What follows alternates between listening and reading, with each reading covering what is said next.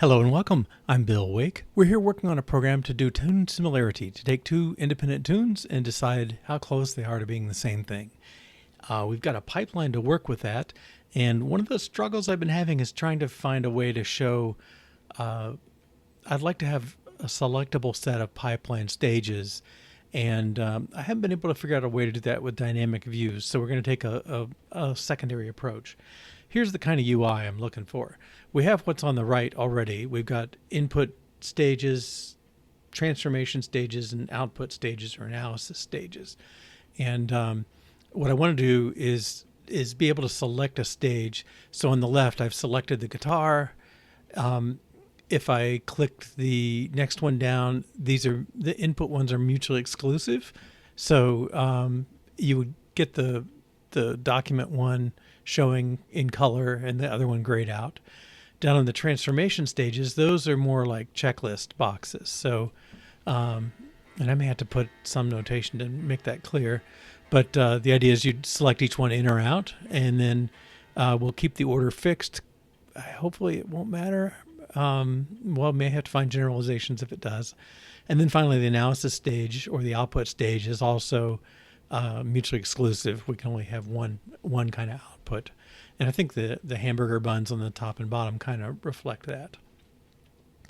All right, so what's it going to take? Put the stages in a view, control their visibility, make the pipeline, ignore unused views.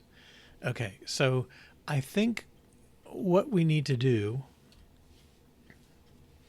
well, basically I'm assuming every transformation, or well, all these are transforms in our approach. I'm assuming every one of them is going to have something that lets it be active or inactive, and we'll have a list of them. This list will be like a radio button, this will be like a list of checklists, and this will be another radio button. But in that list, each one's going to say if it's present or not present. Okay.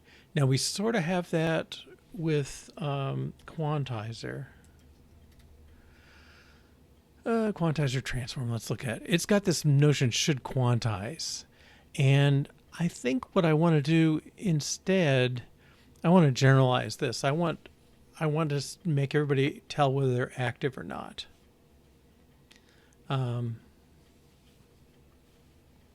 Unfortunately, that logic is the opposite. Okay, let's look at transform. Okay, he's an enum.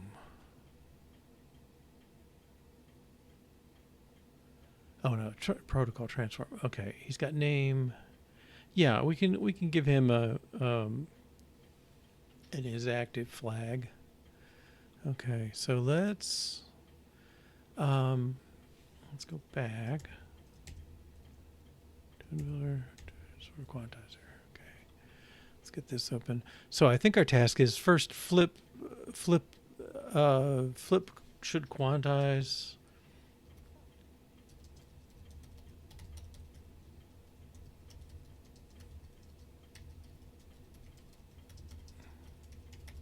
To isActive. Okay, test should run.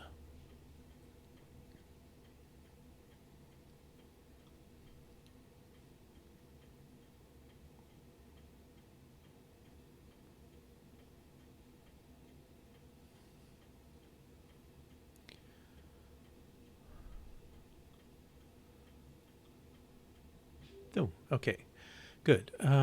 Let's see. So let's find usages.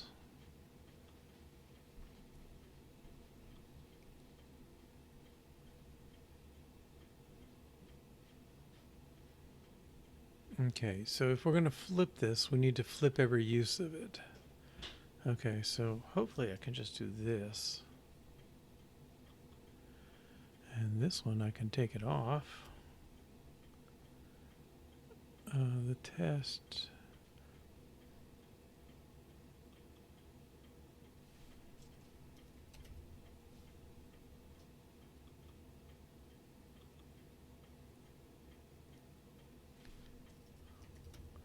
Okay, let me compare the test. I'm not sure I was paying enough attention.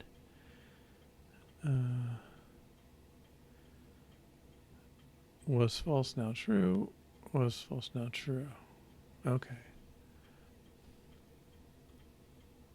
Oops, don't want to push just yet.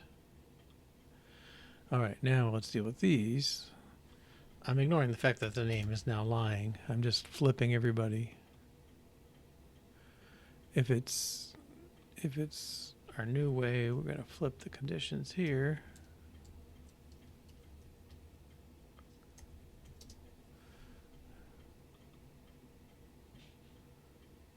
Okay.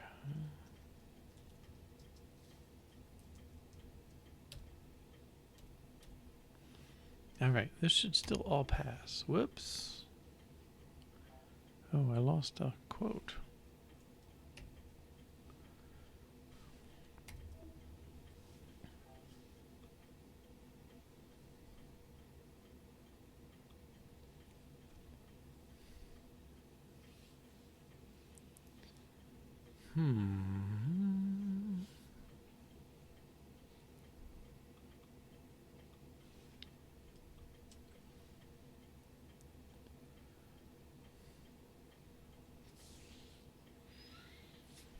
I don't know if I can, if it's a priority thing.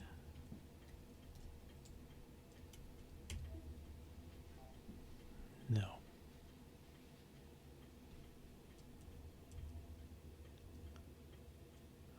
Oops, go back.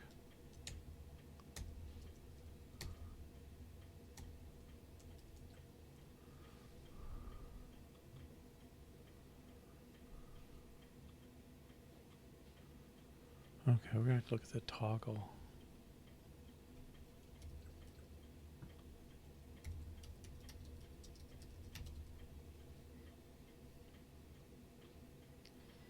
It's got an is on. It'd be nice if it had an is off.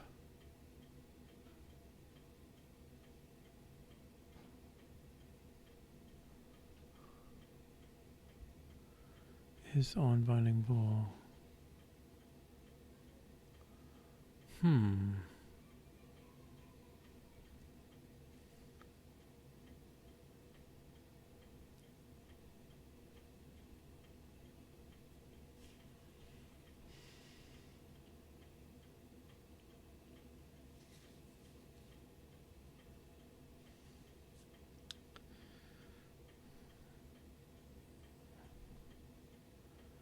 I don't know how we reverse that.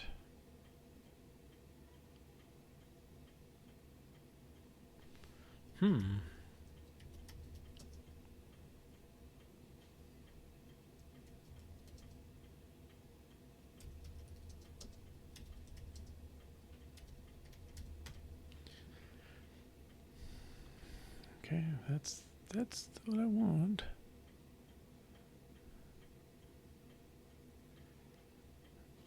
Yeah.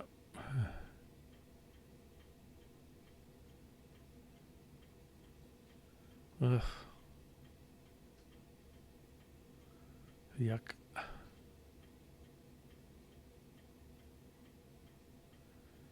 You think there'd be an object that flips this already?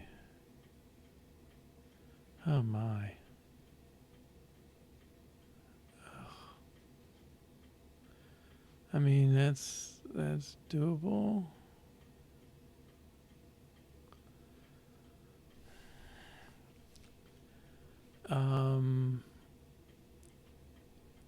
Should I revert and make the sense be is on?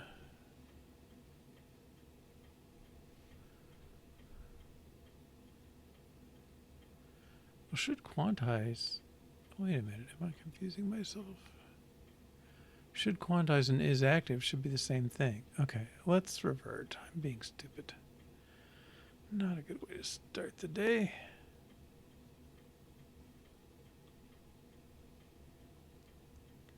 Sorry, I want to discard.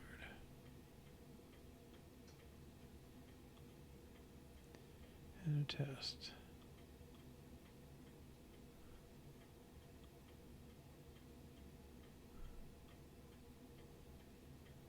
Oops.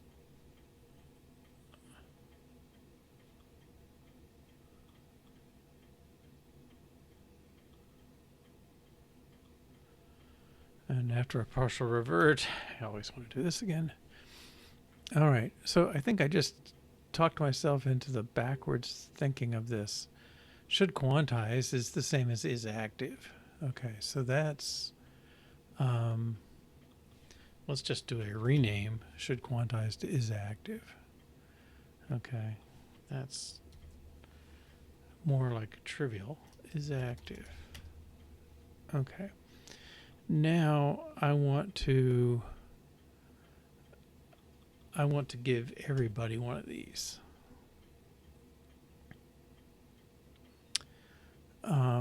I hope this will work. Okay, so who are my other quantizers or transforms? Here's the report. All right. Do I need to test a Boolean field? I don't really think so.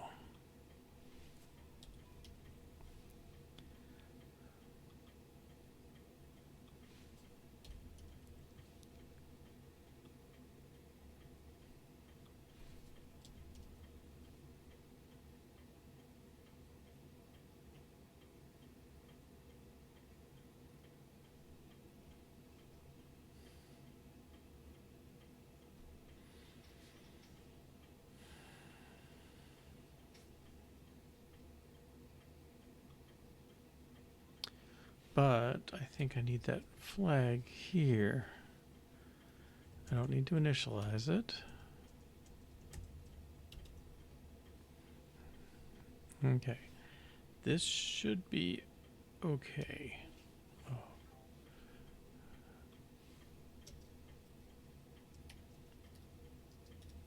Is it like that?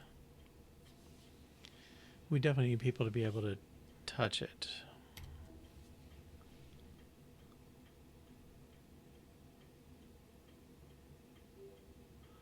Okay.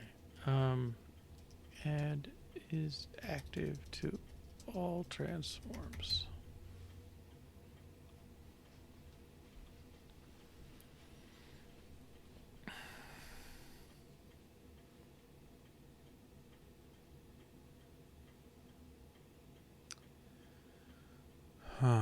Now, what's the best next step?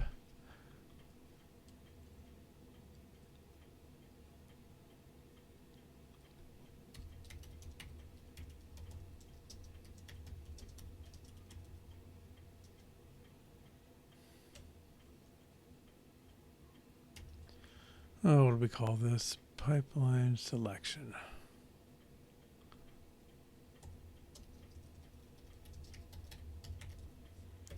And in this one, we added is active flag to all transforms. All right. Now,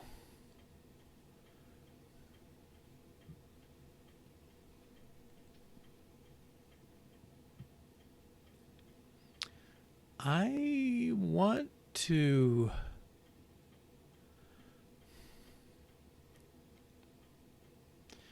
they're all starting false.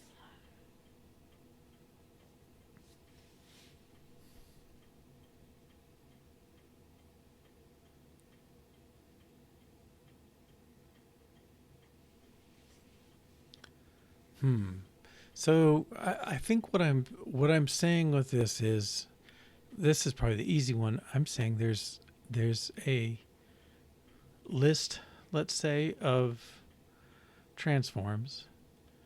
Each one has a flag on it, maybe initially false.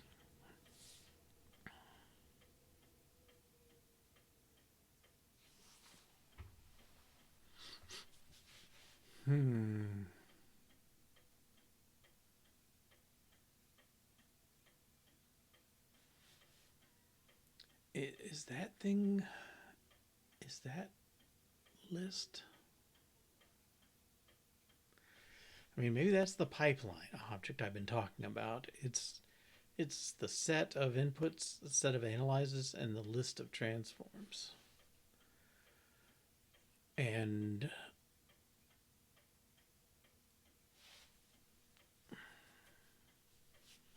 we need to use it. I don't know. Is it a static list? Okay. I think in our case, right now we have one of these and one optional one of these. So maybe we should focus on the optional one first. I think a pipeline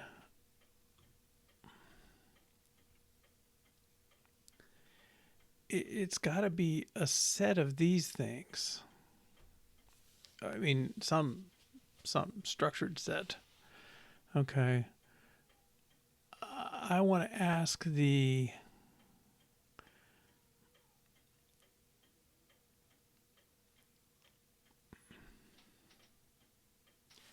well, let's create it. Okay, let's look at the UI. Where's content view? Okay. So right now the content view knows the pieces. What I want it to do is I want it really to say, like, I want it to ask quantizer. So I had a couple articles. Let's see. Showing and hiding views. No, I think it was this one. Maybe not. Hiding views with transitions. That's a good thing, but let's see. Fortunately, I saved a link. How to add and remove views with a transition. Well, that's kind of what we want.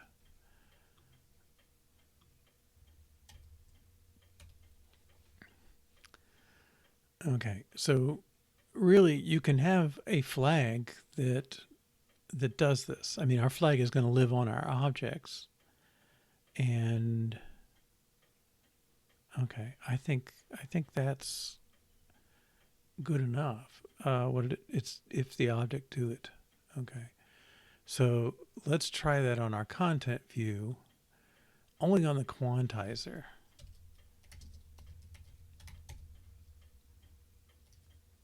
isActive, then do it. Show it. Okay, when I run, I should only see the top and bottom. I shouldn't see a quantizer now. Right. Okay. That is what I want. Except now I want these buttons on the left. I don't know what you call them, icons. 360 degree. Welcome. I would love 60 degrees here. It's about 30 out. Okay, so we can hide this thing. That's a good thing. I kind of feel like each of these eventually will have that. And because I'm really going to have it's a fixed order pipeline, but you can have stages in or out. Okay, so on the, let's see. So yeah, let me show you. This program is designed to compare tunes for being similar or not. So musical tunes. Let me get no scaling up here.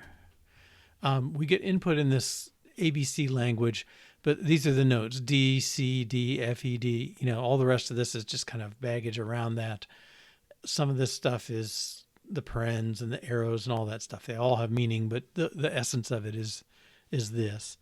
I'm working with a musicologist, I guess you'd say, who's got 39 versions of the tune Deck the Halls. Okay, they're somewhat, some are similar and some are not. Okay, but yeah, so here's the name No Scalin is the old, I think, Welsh name for it.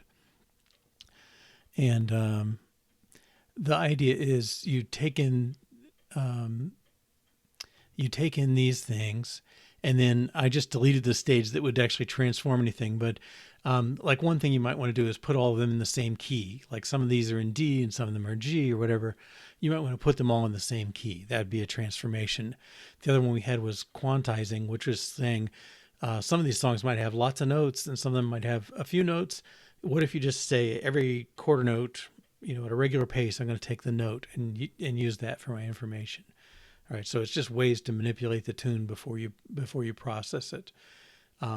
So you could do an input and then a quantize and then a key change and then a Parsons code analysis. So right now we just do a Parsons code. Let's see what that looks like. Okay. Parsons code basically takes a melody and tells you to go down, repeat, or go up. And so this one, if you know the tune deck the halls, dun, dun, dun, dun, dun, dun, it goes up a little, dun, dun. And then somewhere in here's dun, dun, dun, dun, dun, dun, dun, dun, dun, that kind of stuff. And with that, it ignores whether it's jumping one step or a bunch of steps. It's just taking the sort of like the derivative, it's just taking the delta. Yeah, not exactly a derivative. It's sort of the sign of the derivative, I guess. But it's getting you this shape of the tune in some sense. And I look at these two versions like, oh, they're basically the same. I don't know if they're note, beat for beat the same, but they're pretty close. Then I have this one. Well, that looks kind of like, maybe a piece out of the middle. Same here. And that's similar, but ends different. Similar, but shorter. Oh, wait, this one's very different. This one's totally different.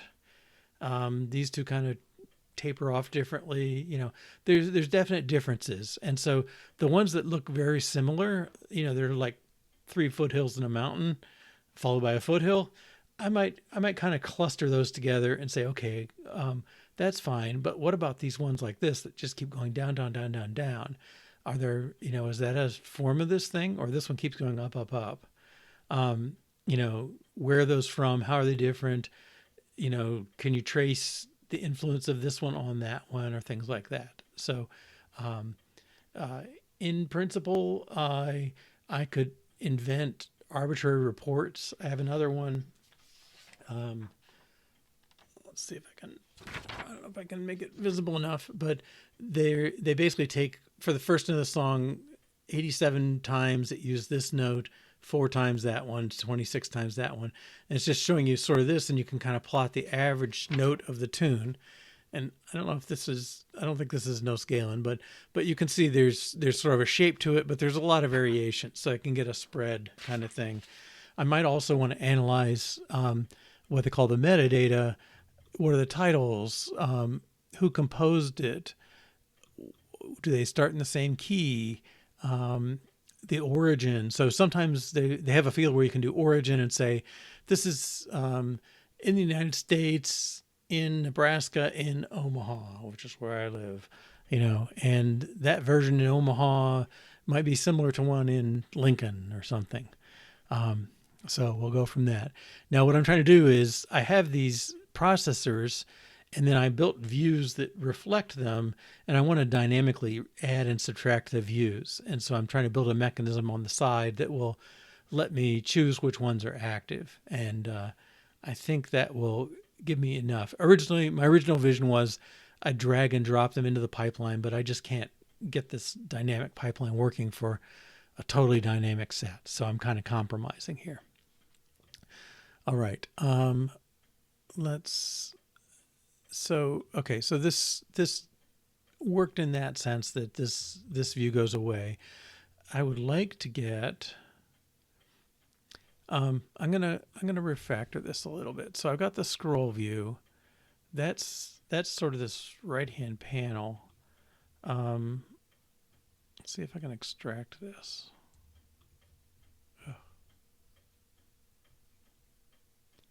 Scroll view. Go back to here. Oh, helps to hit the right button. Okay. Scroll view. Back to here. Refactor. Extract. I might be able to do a variable.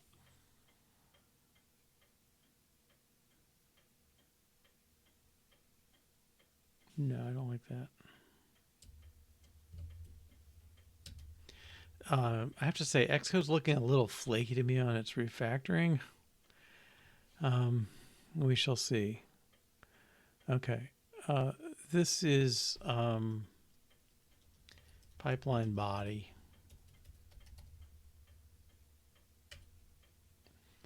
Okay, and well, I think we could also just say some view.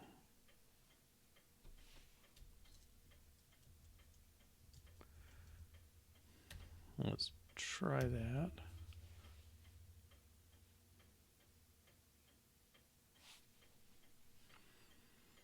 Okay, yeah. And then this, now I'm saying I'm going to make a horizontal stack. I want to have the icons and a pipeline body. Okay, and the icons, well, let's just put them,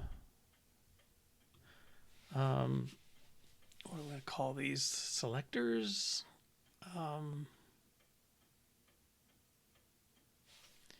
Yeah, let's call them selectors. Okay, and they're going to look a lot like that.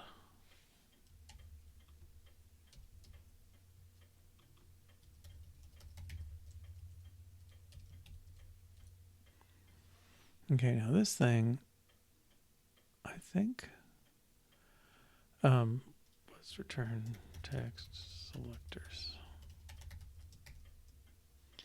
Okay, that's just to put some text out there, and then I don't know how to. I guess I can assign the frame width.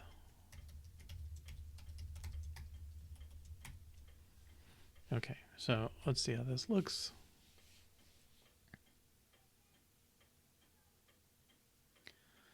Yeah, I mean, it's not placed how I want it, but okay. How do I push this to the top? Alignment? Horizontal alignment. No, I want vertical alignment.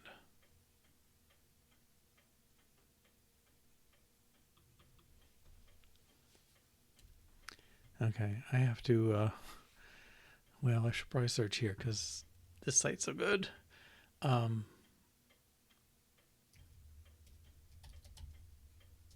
top of view. No, to.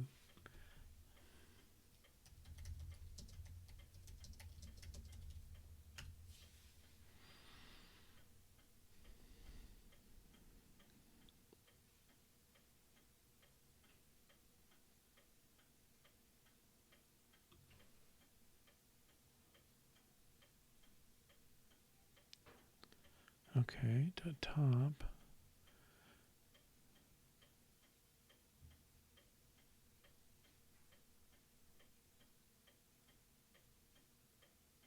Overlay alignment at top. Okay, I guess this is the kind of thing.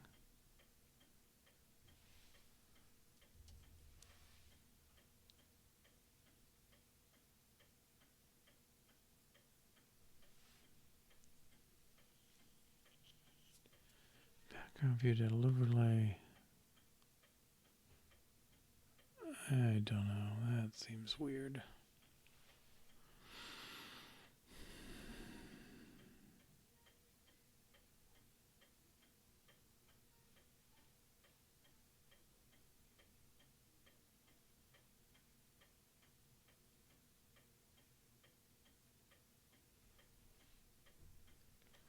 Oh, maybe I can put it on the top.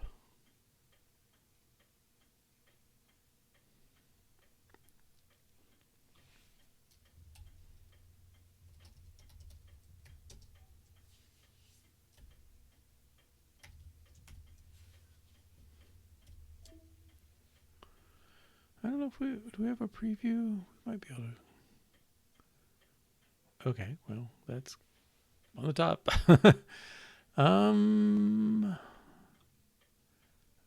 Let's take this out of the picture.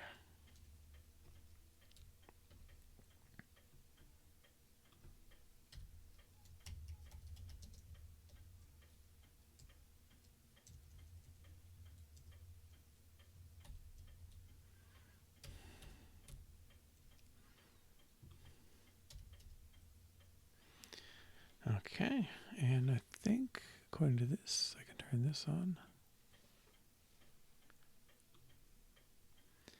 Maybe we can work in here a bit as we get going.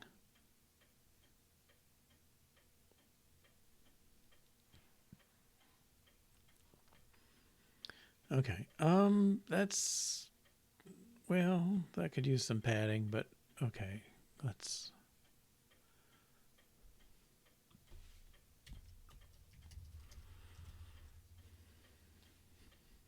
That's better. Okay, cool.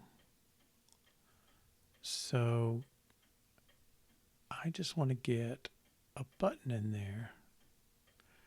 Well, for now, just a button. Let's make this VStack.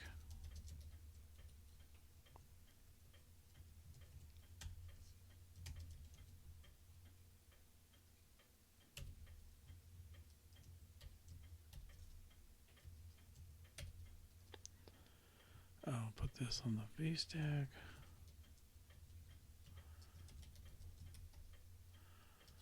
Quantizer.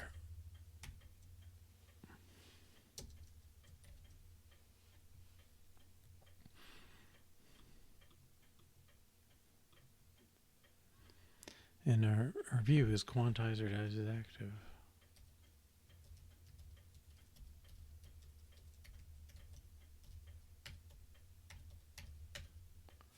Toggle. Now, isn't that box like really weird? I don't know. That seems odd to me. Okay, but this.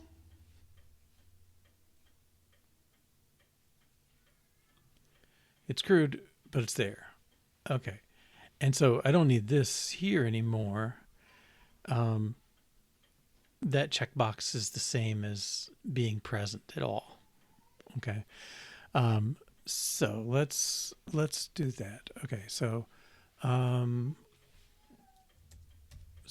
this is make transformations show if is active is set, and then add buttons on left for transformation. Toggling is active. Okay. This we did. Well, we did for one pipeline on quantizer. Okay. Let's see. So just to knock this into more like what we want, quantizer, that's probably good. Button, I guess. Let's take the thing off the quantizer view.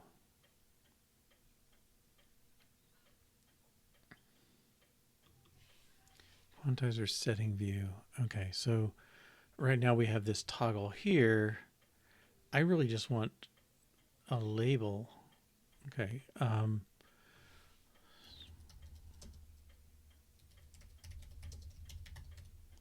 don't know if that's something you get free with label or with text field.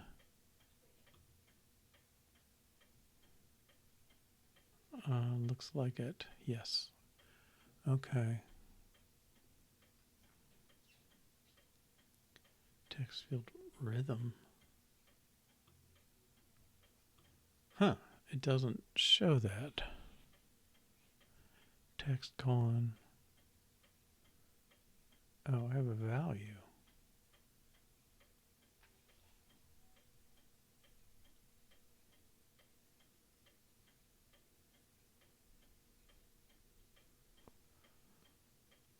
You set an explicit prompt.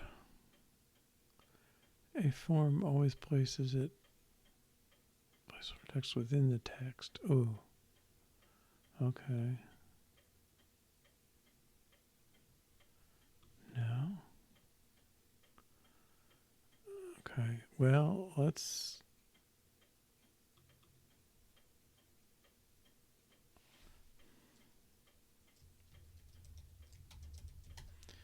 quantize by. Take off this toggle. See if it shows that. If not, we'll pull it into a text. Okay, guess it's not.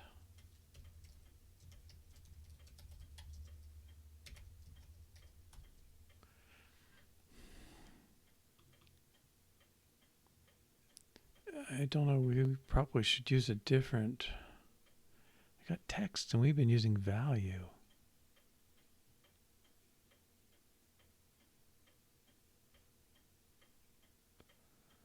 Body.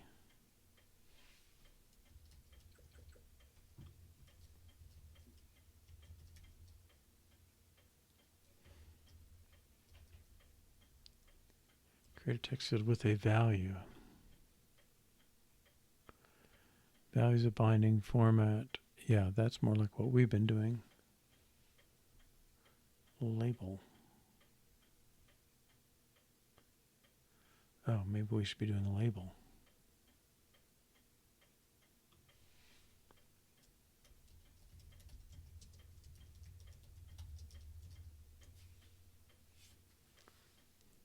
Failed to build.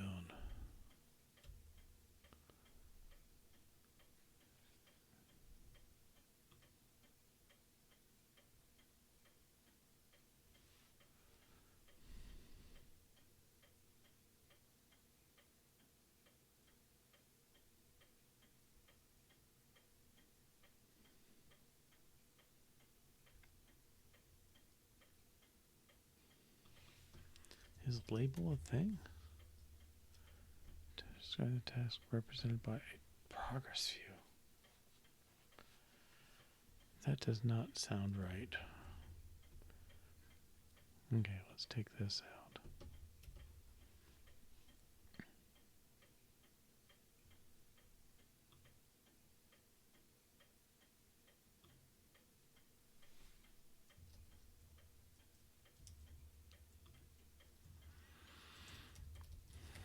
Let's do it that way.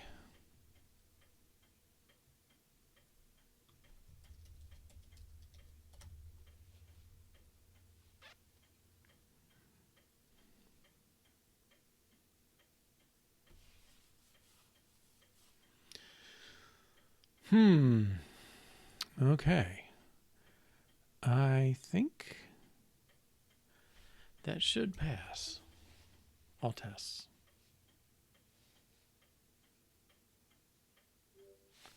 And it should run, look good. Okay, not present to start with. We add it, it's there. Okay.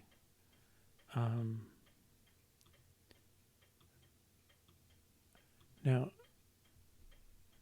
I think on content view, I want to kind of get these going. I don't really know. Haven't used it much, so. Oops.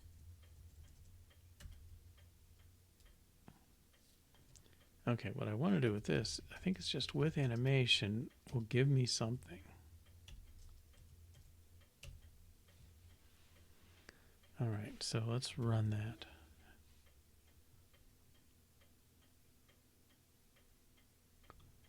Oh, yeah. Oh, yeah. Nice, nice. Okay, for one line of code, it's really worth it. I think everything's passing, so we remove isActive toggle from the quantizer view, relying on overall, relying on side panel buttons. I need a better word for that, to show it or not.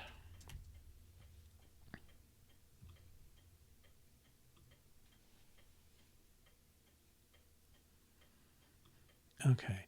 Now, at some point, I had Parsons Code Report and the view combined. I think maybe that might be better for this. Like each report is its own viewer. Many of them may be text, but like that grid thing is not simple text anyway. It's probably graphical if I got to draw a bunch of lines. Well, yeah, it may be somewhat graphical. Um, okay, yeah, let's take that for what it is. All right, I think. Okay, we're good. All right. So add buttons on the left for transformation toggling is active. Okay, we've done that for the quantizer.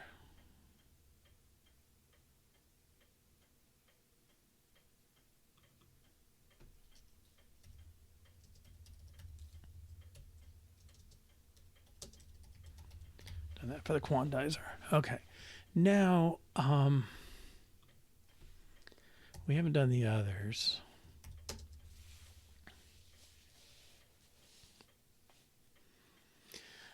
I want to make the buttons nicer. I really want them to come from a set of objects. I don't know if I can. Okay. Let's make what's the term for this?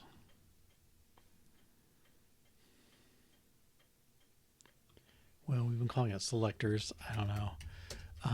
Be more icon-like. So my hope is to be more like this picture where they're highlighted if they're selected and they have their natural colors. If they're deselected, they've got their poor colors. Okay, so that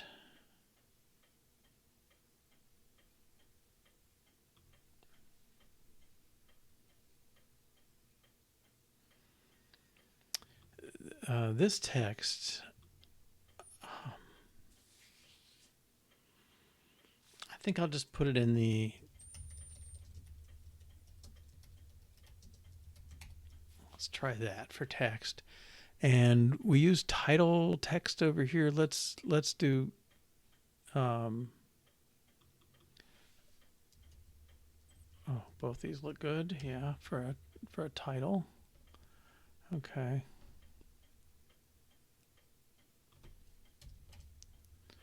Font, I think I can do dot heading dot title 2. And we're going to be playing over here for a while, so that's fine.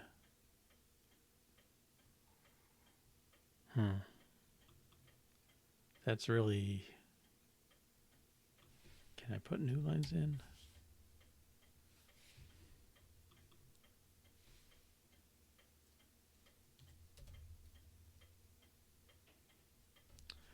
Wow, I'm going to need a small font.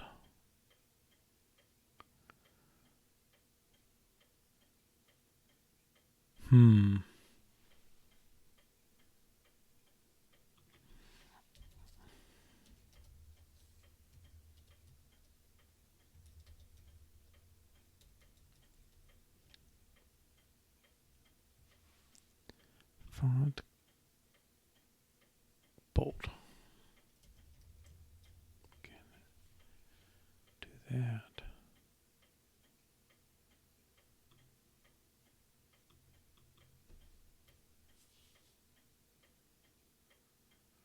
Even that word is too big.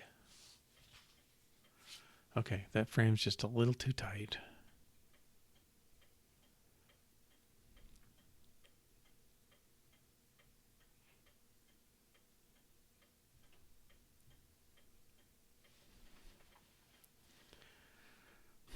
Let's put this up here, since it's the thing in charge of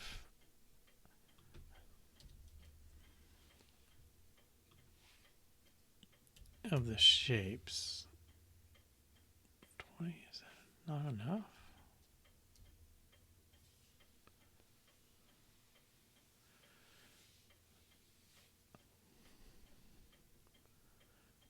Isn't that shape weird?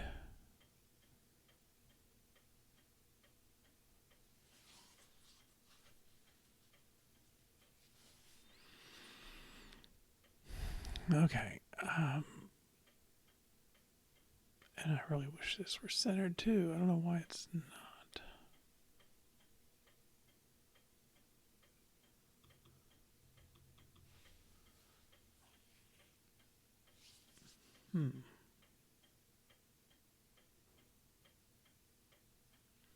Well, let's leave out that UI advice for now.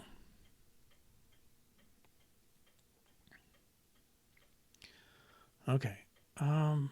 See, the box being shifted like that just makes me nervous that something's not being interpreted right. Okay, anyway, the next thing we want is I want an icon. So this is a Z stack.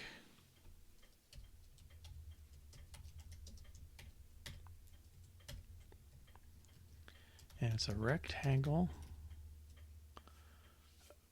overlaid with a button, I guess. Oops.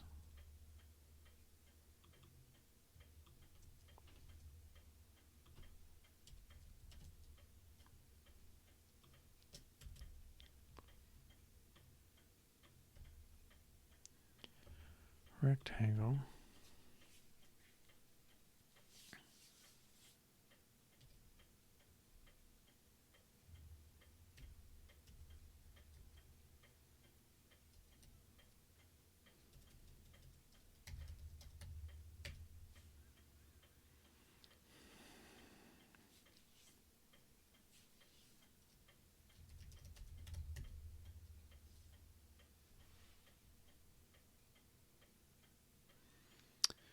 Oh, where do we get those colors?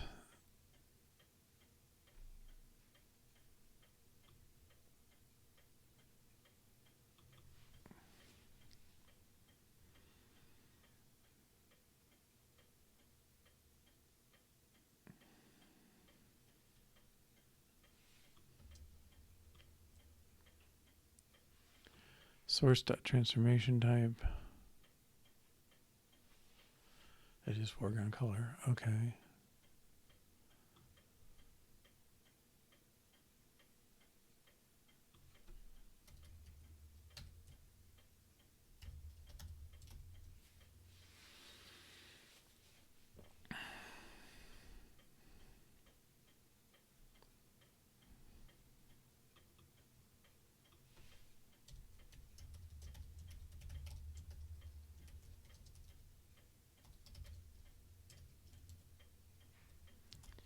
Is probably too big.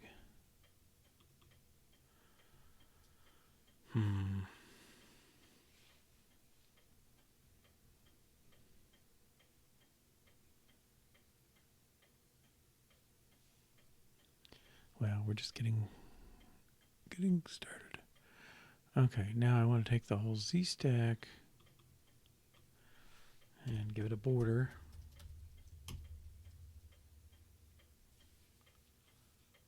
A border color.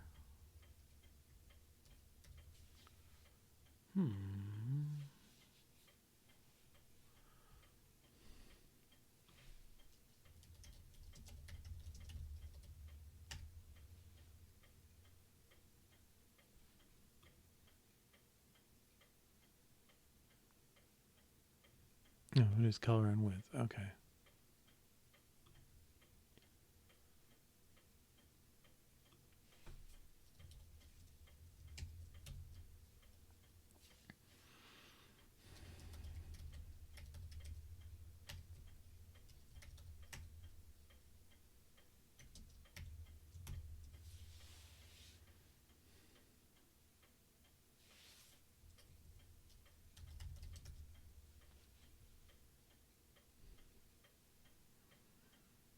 Okay.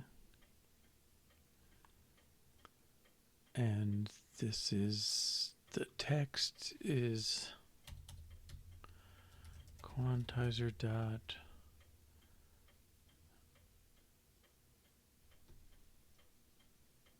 name.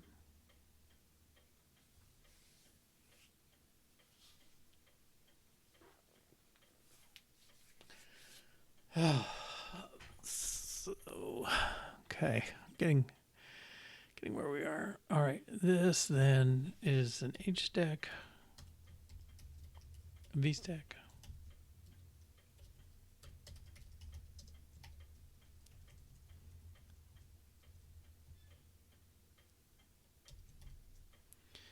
Okay, and above we want to put the icon. And again, I'm going to go look how we did that before because it's more or less the same.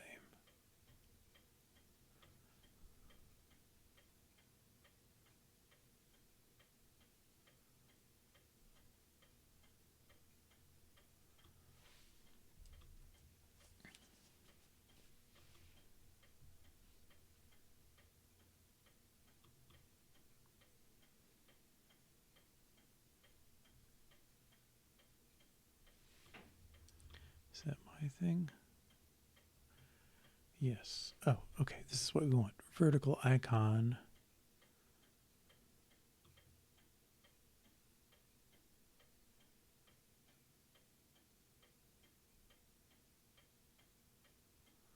All right. Well, let's use this, and then I think we can improve that.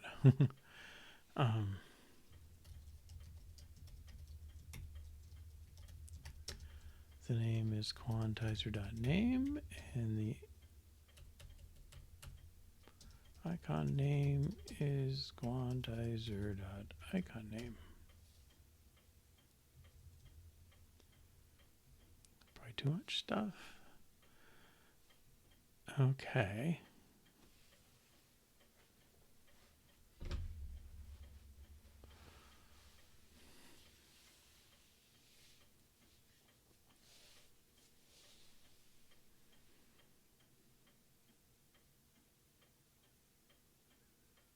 I don't know if that color scheme says selected to me. All right, but we want the bottom. Well, I think vertical icon's a waste, maybe. Okay.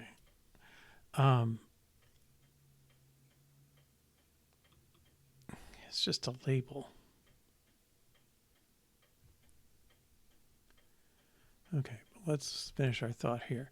All right, so this thing, right now you still have the button that's got the name on it.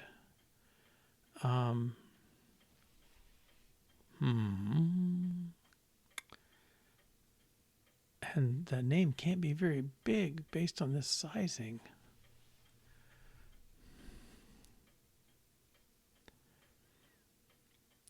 Okay, button. Right, but I think I can make the whole thing act like a button. Dot on. Is it tap?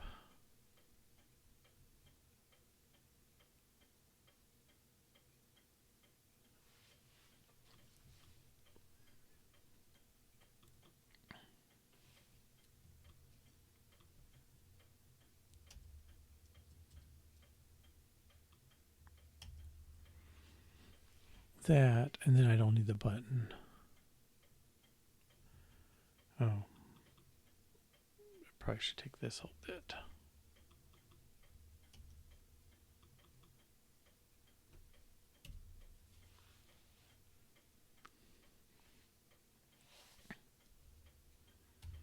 See how that feels.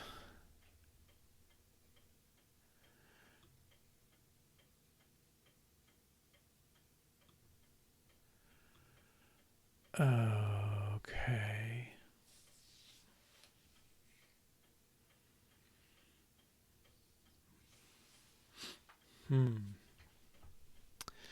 Well, this color scheme should reverse.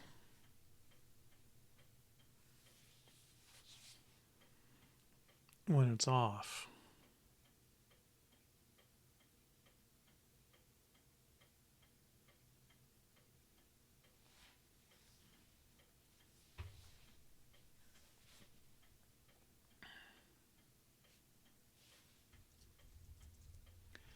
Maybe I can just do that. Okay. But I'm actually at a good point, I think. Let's make sure it's working. Yes.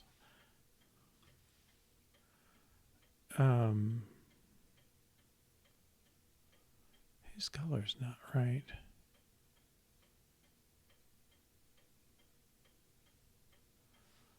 Why is that working?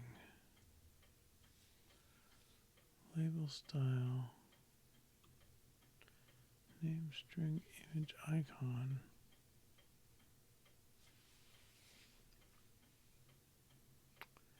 Okay, not perfectly happy, but I didn't want black on whatever that is. It's actually, well, that one's okay. This one might not be as readable. I really wanted this sandstone color or sand color. But I think we've got the beginnings of a quantizer icon for the selector area.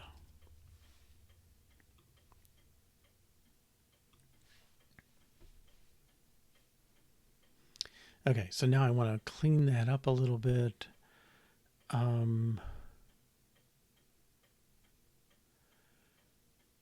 If the quantizer is active,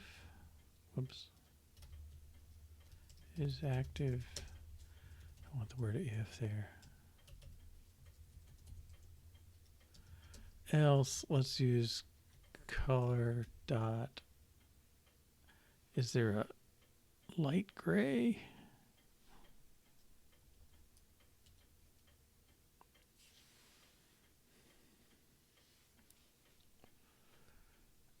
Okay.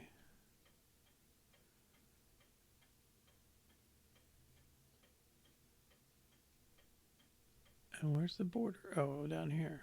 Okay.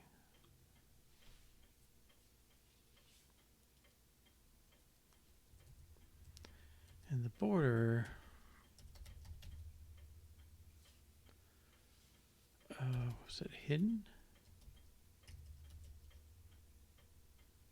Hide unconditionally. Well, I've seen this. Opacity is active goes to 1.0, else 0.0. Okay.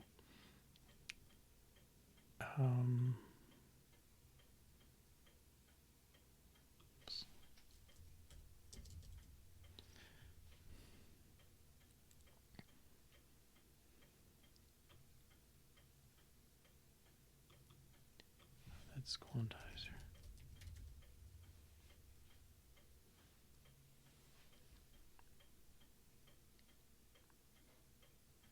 All right, let's see how that looks.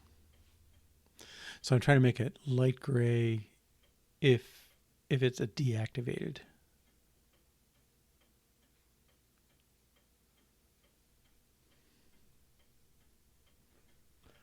Unfortunately, that color happens to be the same as the background. Okay, let's just try gray.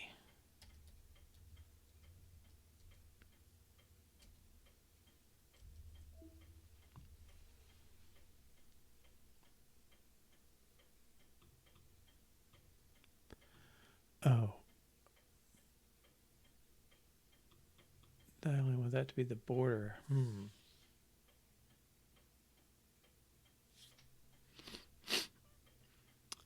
Let's try this. Quantizer is active, goes to 5, else 0.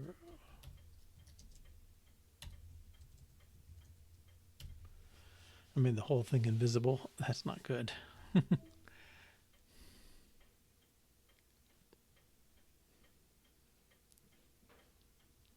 So maybe light gray was not the problem.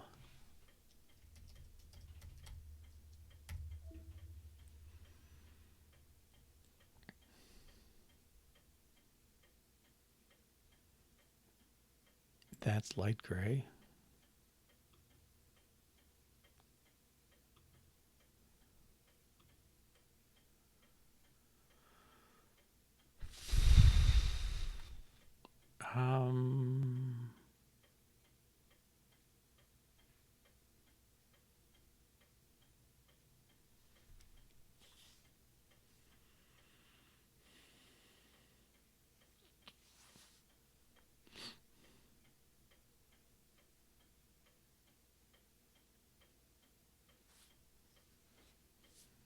Can't say much for that light gray.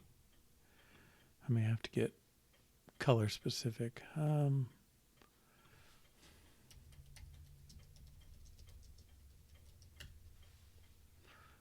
know if color will tell me.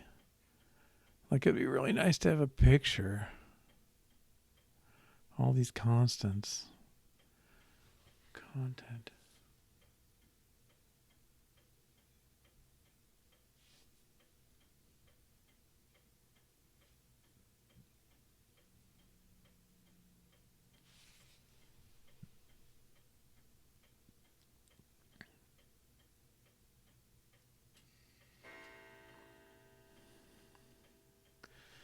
Is there like a darker?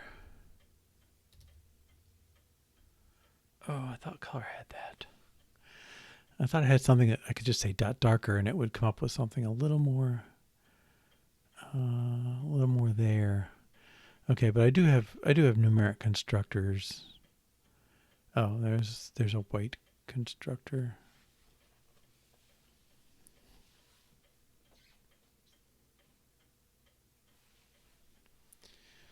Okay, let's try color white.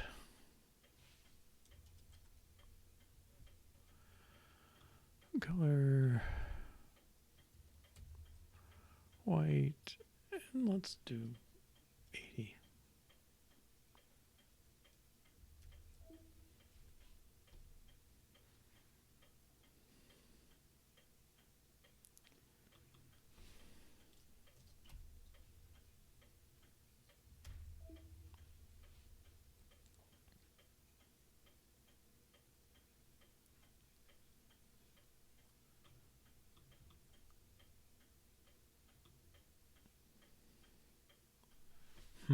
This is going to be foreground color.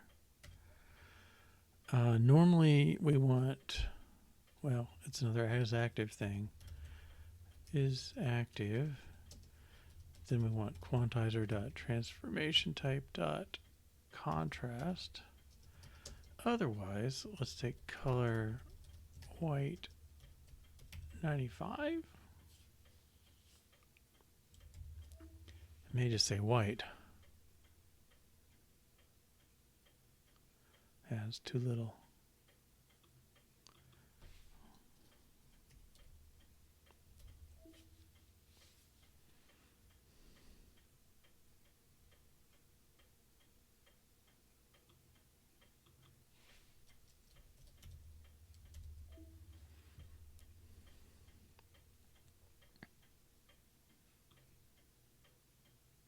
That's acceptable. That's kind of what I want. All right.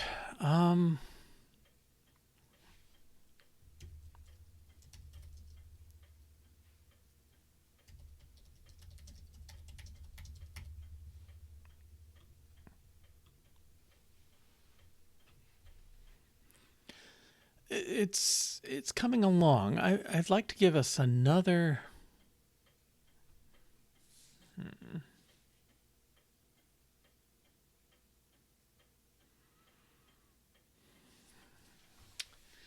I really want to give us more of these. All right, but this is a good start. All right, now I've got more icon like we've done quantizer. Now I think we can generalize that pretty well.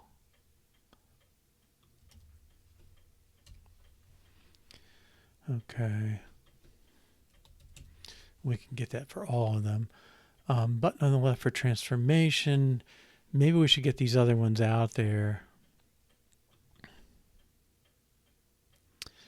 Or maybe we should make this be coming from an array of things.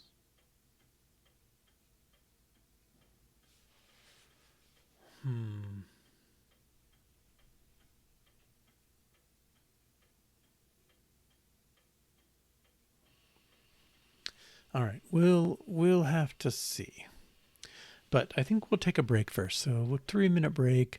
We'll come back and do a little refactoring on the label and the icon stuff, and then generalize it across to these other pipeline stages. See you in 3 or 4 minutes. Welcome back. All right. Let's see, some refactoring first. The first one is that vertical icon thing. I think is kind of a waste of time. A vertical stack with one item in it shouldn't be any different than the item.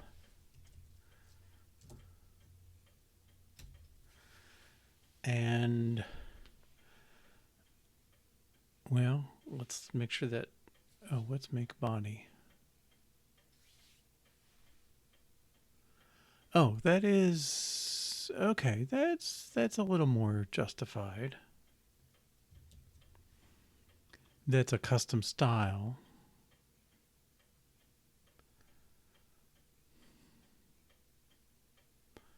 And it almost is more of a, I don't know if we need this. I mean, this can be,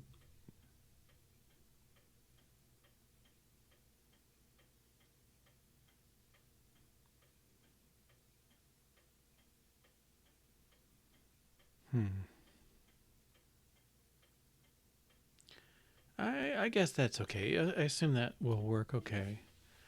The VStack is redundant, I believe. Yeah, that looks fine. All right.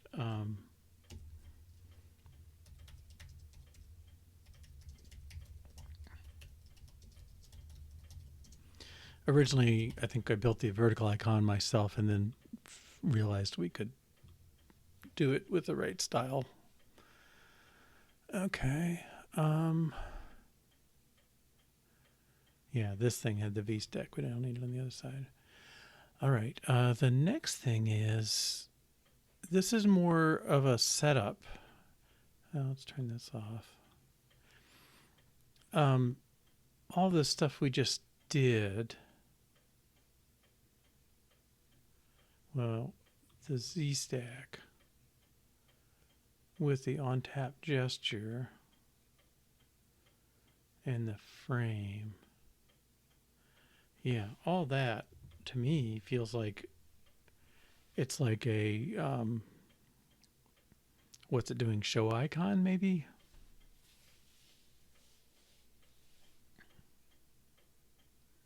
Maybe we can just say icon.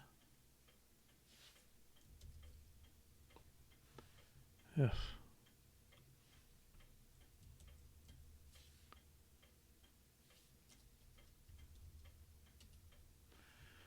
Oh, now, okay, some view is fine. This should be an argument.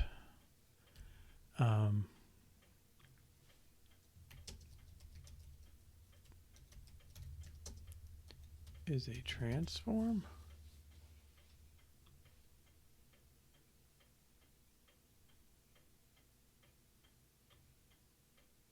Quantizer is a let constant.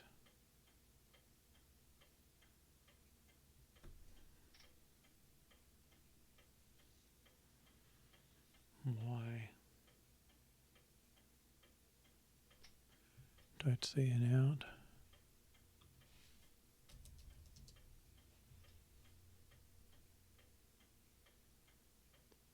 Then I have to use it here. Okay, that's progress.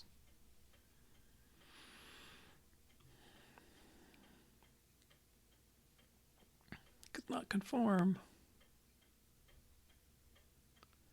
as any transform. Why is that any?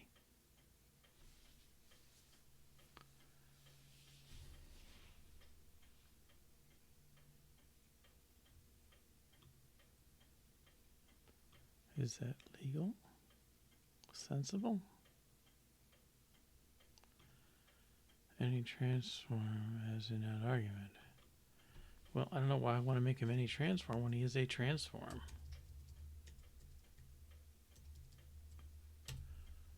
Oh, killing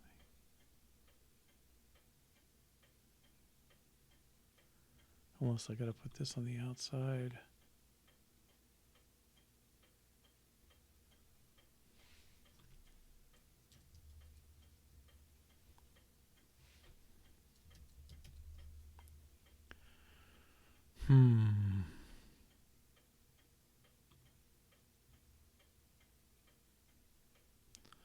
Why does passing it making it any transform?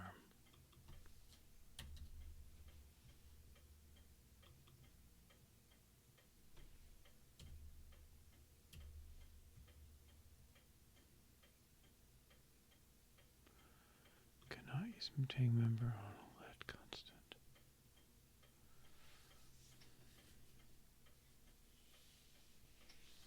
Okay, well, we'll pull this out.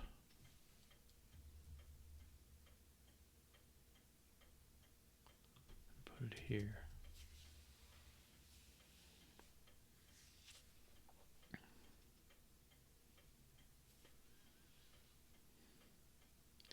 Unfortunately, it sure seems arbitrary, but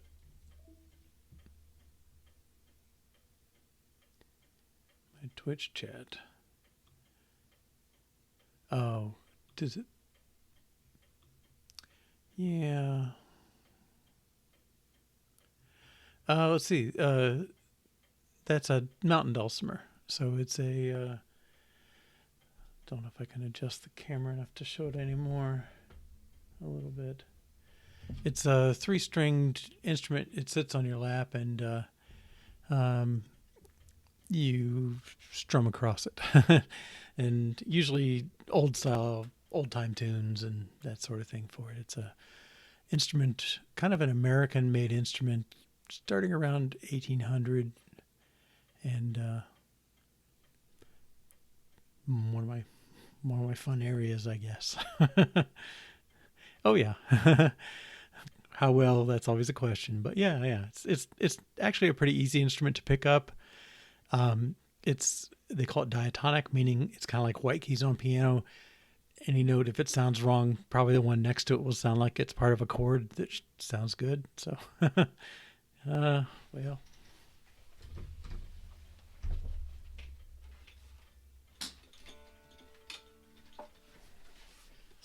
don't know how the zoom will be.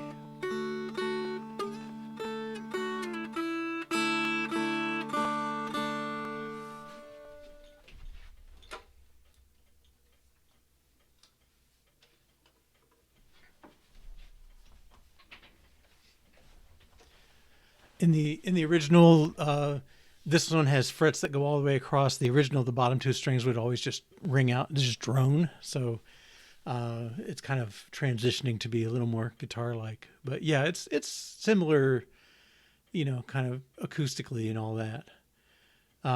Sure. It's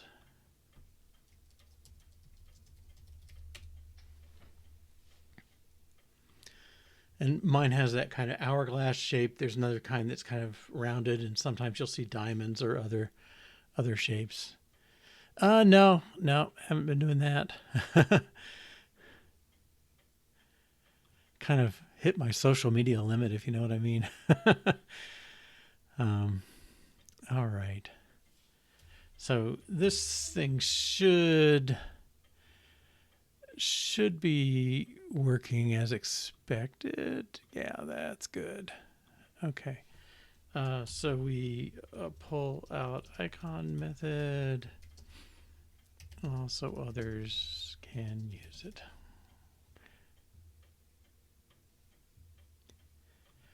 You play music? Okay, cool. Take care.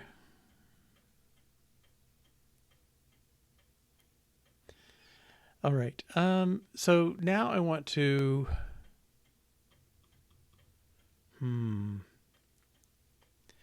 See, I really want to make these different sections, and if I can't pass that quantizer in like that, I'm not sure what I can do.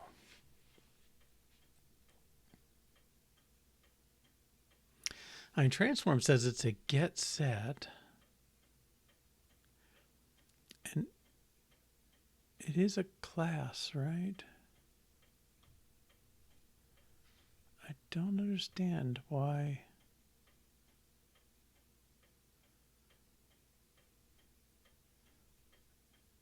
I thought classes were passed in a referencey kind of way that you could change their entries.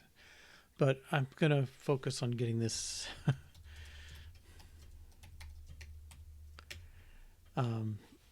getting the pieces in, and then we can tweak the rest. Let's see. So we need another icon, and I think we can do the same. Text input source. Okay. Well, I want those icons managed a little differently, but maybe for now we just go with it.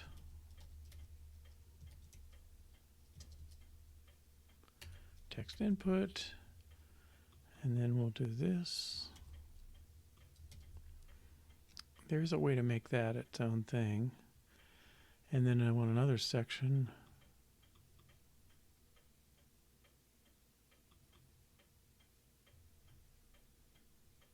I feel like my spacing is getting off here. Another section that's analysis.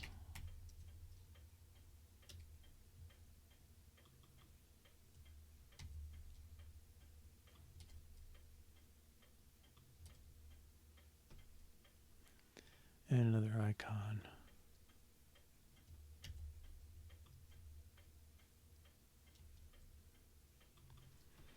This one should be Parsons Code Report. Oh, okay. Yeah. Okay. And we'll just reformat just to get that straightened out. Make sure how this looks. So I'm kind of looking for looks. I'm not enforcing my rules about what has to be visible or not. Yeah. That's odd. Okay, I got something not right in my icon method. Quantizer. So, thing's really weird. Quantizer's the transform. Let's name this, rename this. Transform.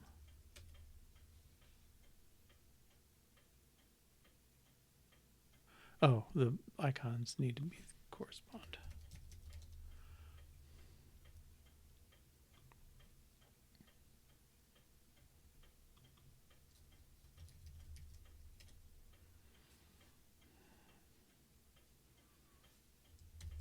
Okay.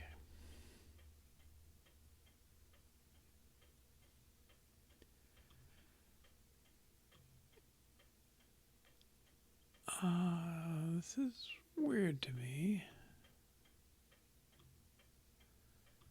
Why is that not?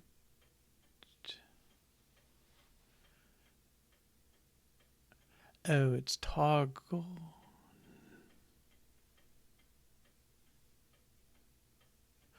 Oh, we don't do that down here.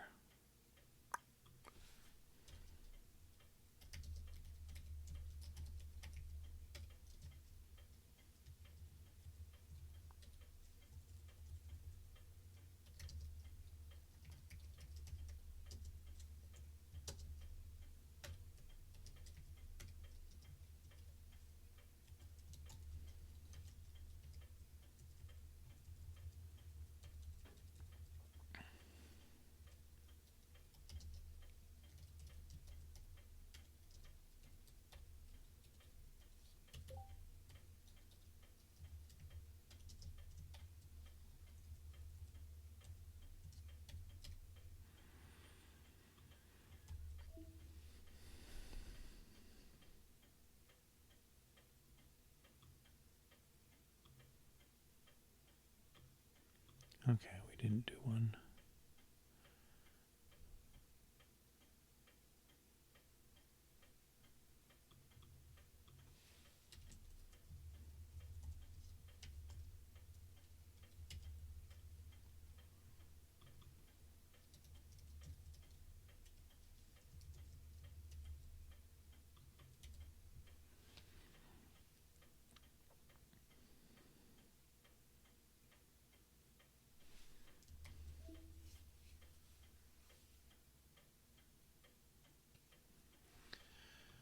Okay, the input, the quantized, Parsons view. Text output.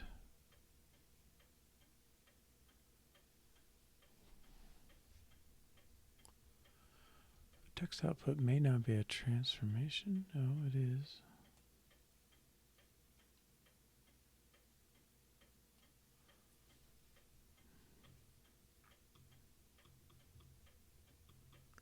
He's not responding. Okay. Text output.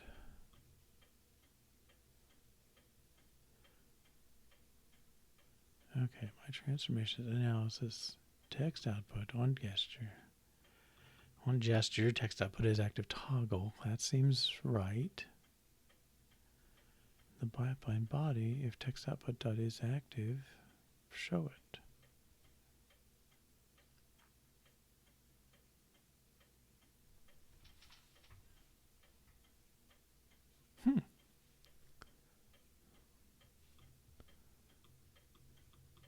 Everybody else responds to their button. Oh, yeah, they disappear. Okay, why are you holding out?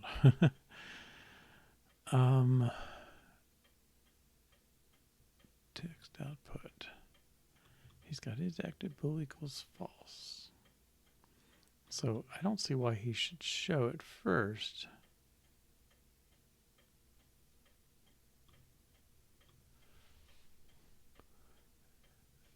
Looks exactly analogous to that.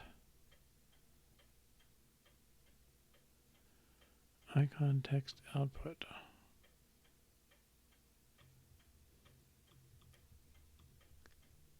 He's got it on tap.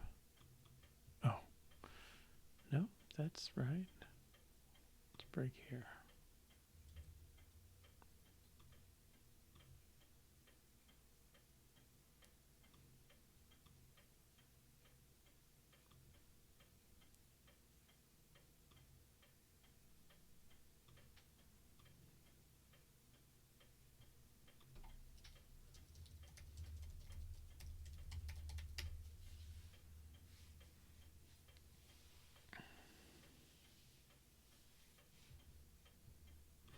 If I step over it, certainly ought to become true. Huh. What the heck?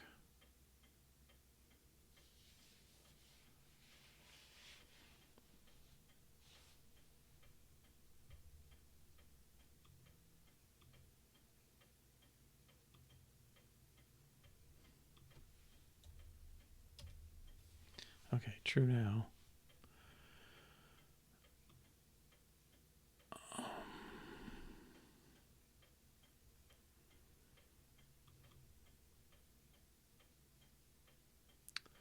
Oh, do I have to? I don't know. These are working. I wonder if I have to get to the binding.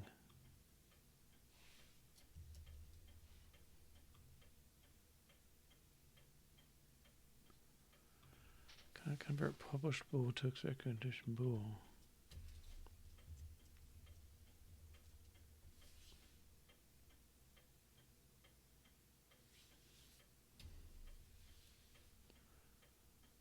Why are you the holdout? Okay, let's try flipping him.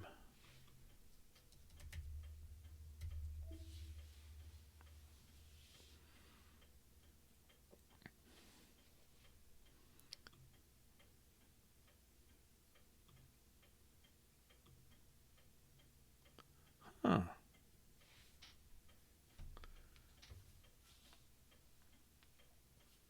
Ugh. Okay. This one's perfectly happy. This one's perfectly happy. This one's perfectly happy. Why don't you flip?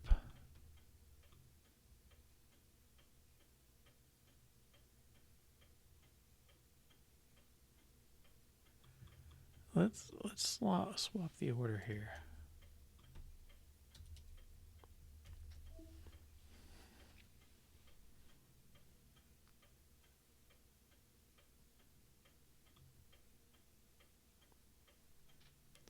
He says he's flipping.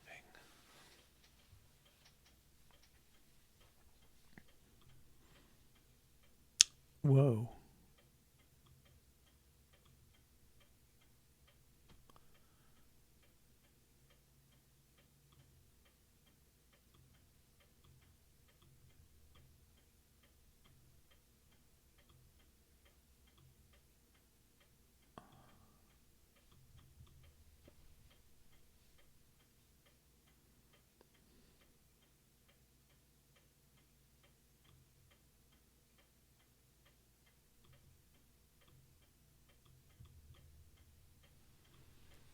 I am just so confused.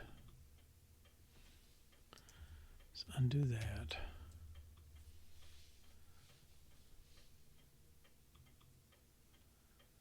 isActive show.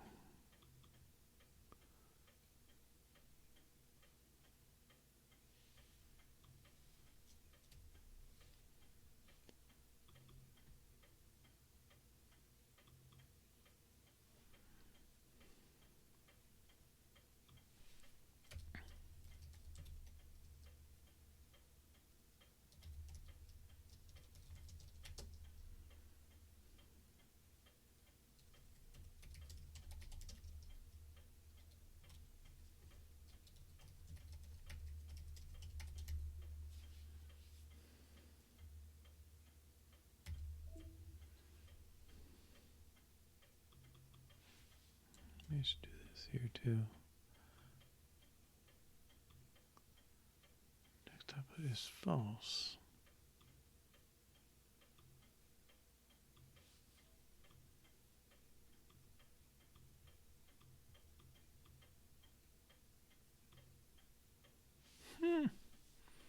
Okay, the button seems to be doing its thing. Everybody else, when I flip it, it shows up here. Okay, I'm just going to put something behind it.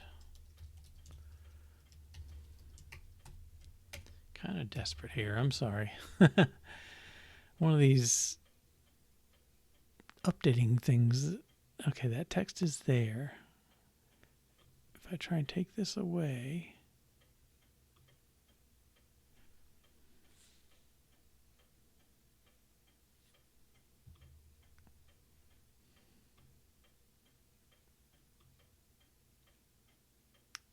it really is a view update thing, right? So click this, it doesn't do anything. But now I do this, it does them both. Let's turn this on, turn this on. Okay. Remove this. Change something else. Whoa. How are you delayed? Okay, let's make sure he's published.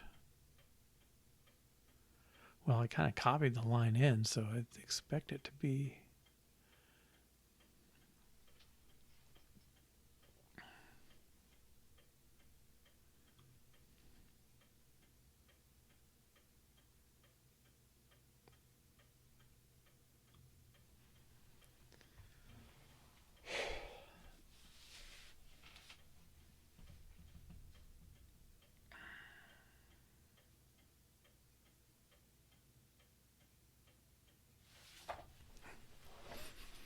Okay, I'm going to play around. I'm going to try text output is active. Let's see if quantizer.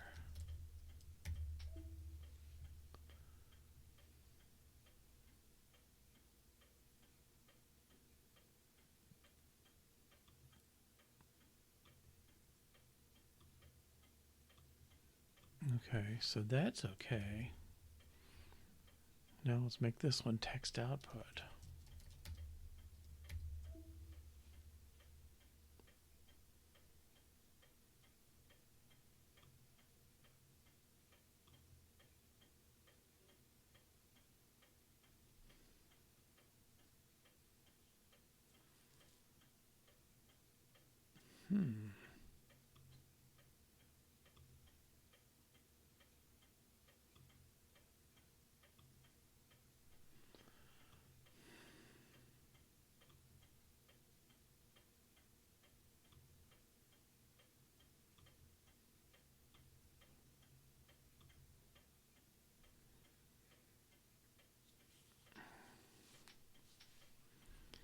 Just weird.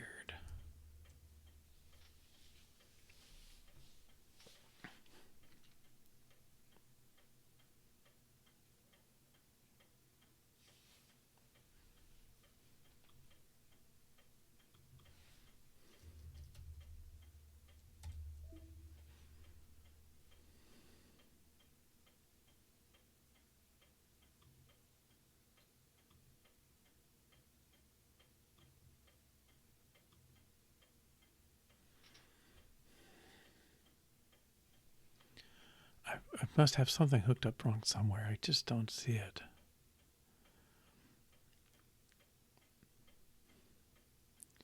Okay, input pulled frame alignment. On tap with animation, text input dot is active. On tap, quantizer. On tap with animation, quantizer is active. Parsons Go report. On tap with animation, Parsons Go report is active. Text output. On tap with animation, text output is active. I guess I'm convinced this is getting the right value, but for some reason this is not responding.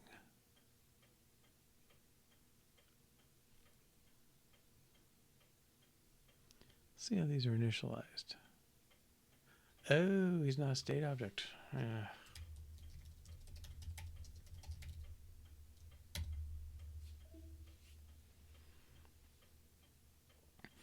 I guess before we never modified it.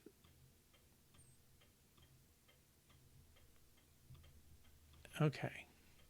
So we have make all selectors more icon-like. We've done that.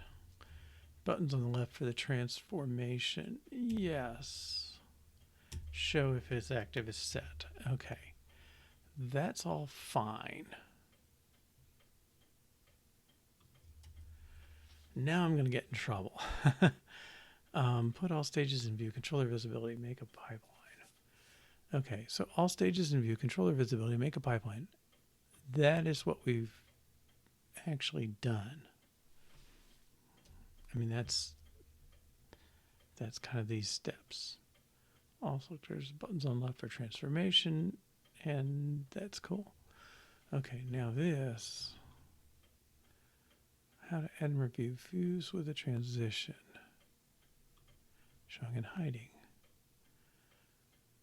Okay, I mean, we're doing this with animation things, so that's really nice. And there was another one. Oh, yeah. Asymmetric, which lets us use one transmission when it's shown and another when it's disappearing. That... There was another transformation. There's like a slide in. I guess we need this link.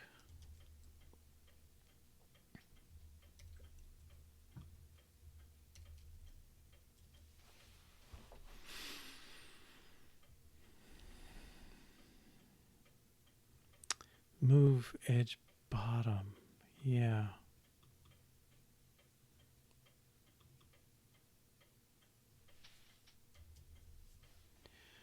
Moves in from leading out to trailing edge.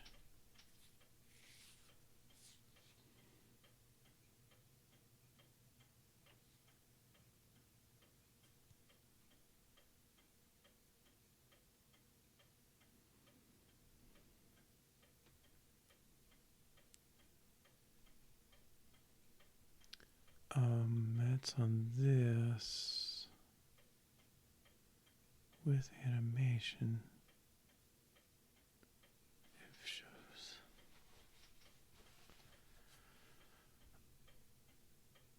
Okay, and then this is the transition on the item being brought in or out. Okay, so this dot transition.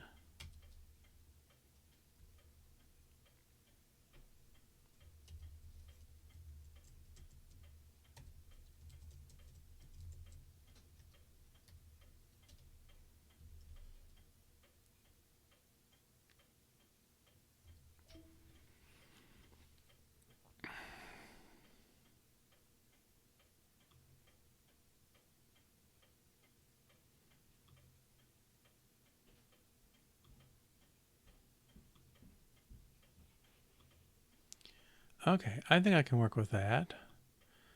We don't need this content text added thing anymore. Okay.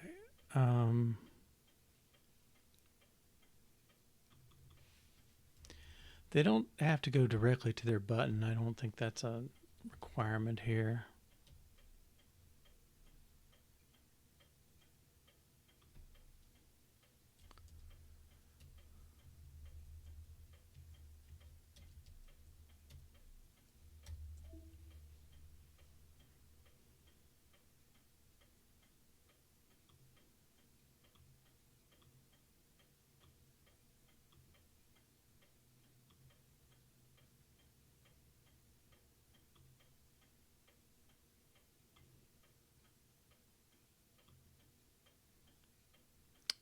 Yeah.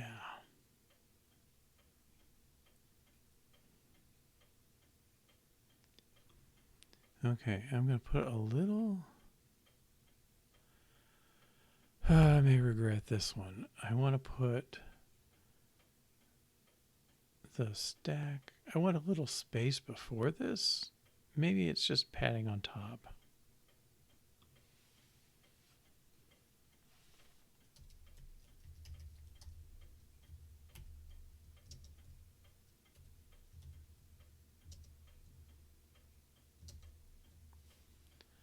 Edges, insets.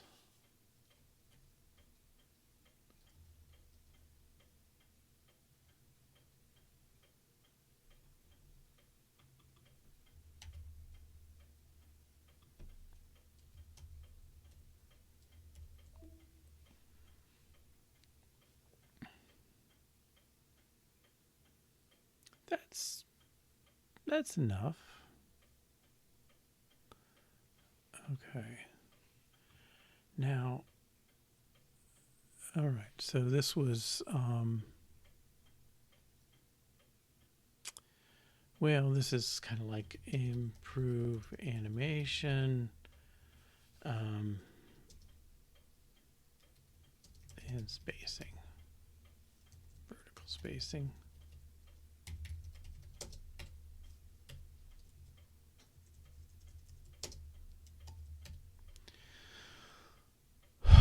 Okay, now the thing I want to enforce,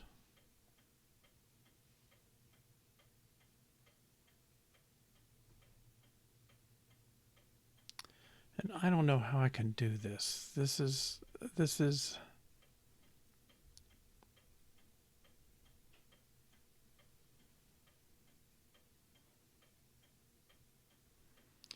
these transforms. See, I really want to be able to put the inputs in a list and enforce this radio button thing.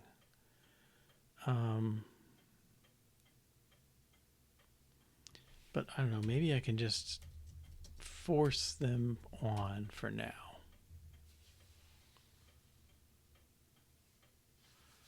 What if I said quantize, no. Text input dot is active equals true. Text output dot is active equals true.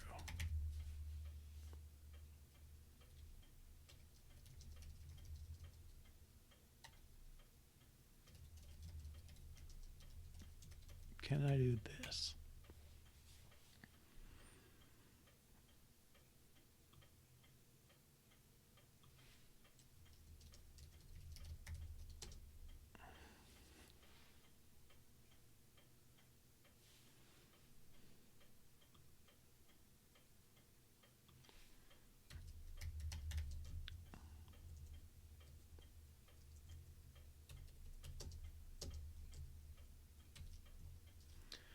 Okay, states.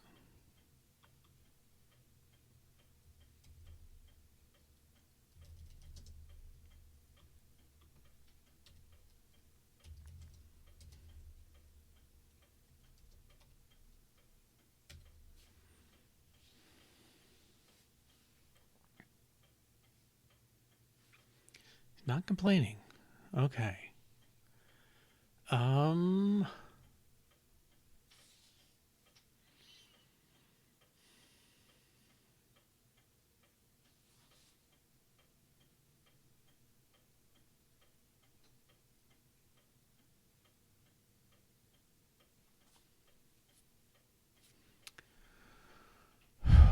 This may be getting into logic.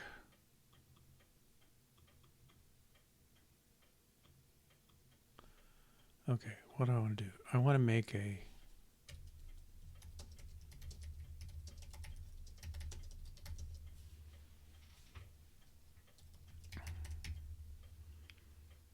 All right, so I want to say if you click any of the input transforms, which I only have one, but I'm going to have two in a minute or a day.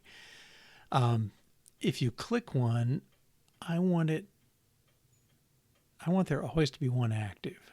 So if you click this one, well, let's take this case, the outputs.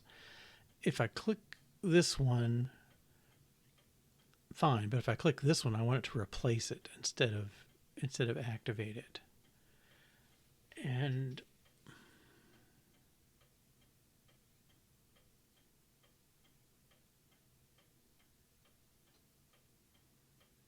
I don't know if I can find these things.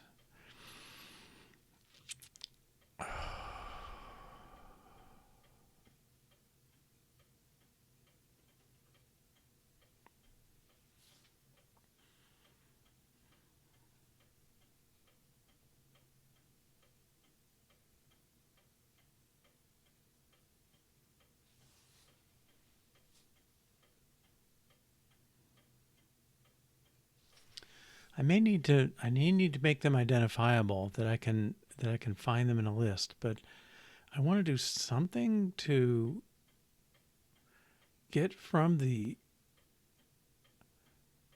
how do I do this? Well, let's say it this way. I've got this list A, B, C, and I'm going to say capital means it's set. So I start with A set. Okay. If you click A, I either got to do one thing would be do nothing. The other thing would be deactivate A and make B active. Okay, so this is an OR. It's a product decision. Okay, and if I click B, deactivate A and make B active. Okay, so the idea is I'm always deactivating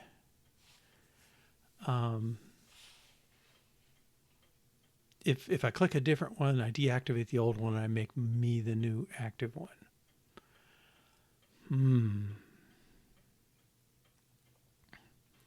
And how am I going to find it? Well, I can go through the array, but I got to know the ID of the thing I'm looking for. Okay, so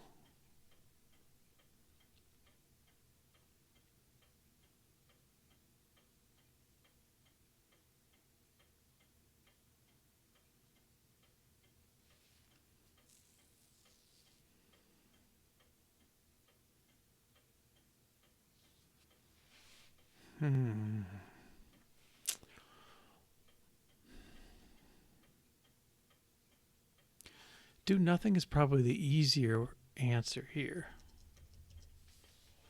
Like if you want it, you click it. If you don't want it, I don't know. All right, so if I had an array of these things,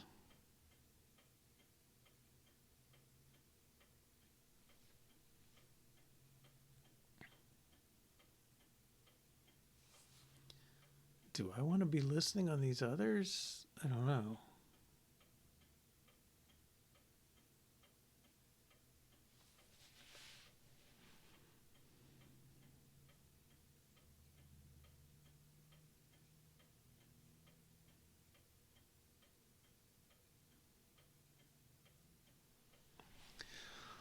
Oh, golly.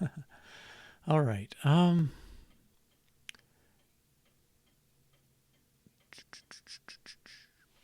Let's see. I guess I want to kind of postulate some object into existence and then use it. So if you gave me a list of identifiable objects, identifiable transforms, which we can make them identifiable. I don't think that's a problem. And you said set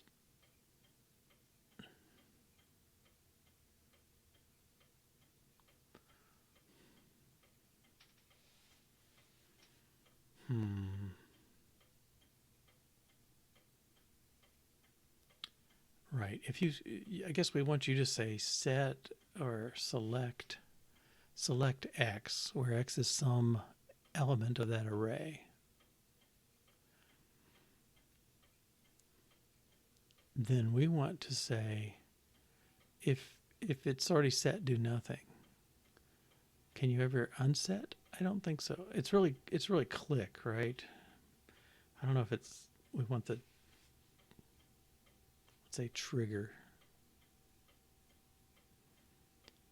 Okay, so I'm gonna start testing it and let's see what we get.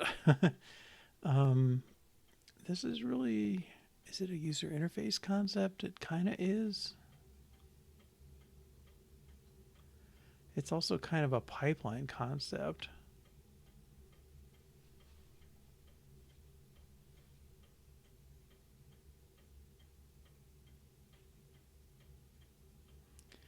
Let's call it a pipeline concept because I think there's nothing UI about it. It just happens to be that the UI reflects it. Well, it's not happens, but you know. Okay, so this is, let's call it mutually exclusive.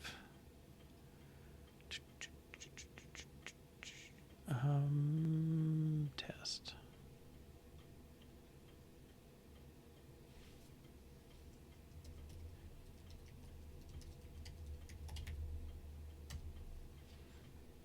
Okay, so what's going to happen is I'm going to give you a list. Let I don't know, items equal mutually exclusive, and then they're going to take an array of transforms. So let's give it a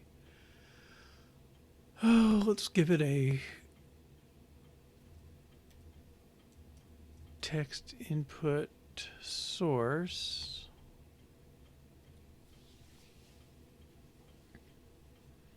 and maybe a quantizer transform.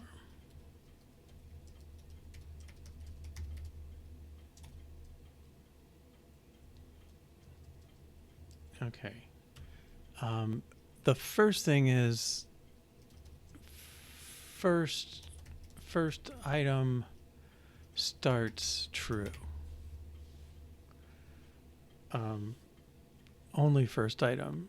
How about at start only first item is true. Okay, so I guess I want to refer to these things.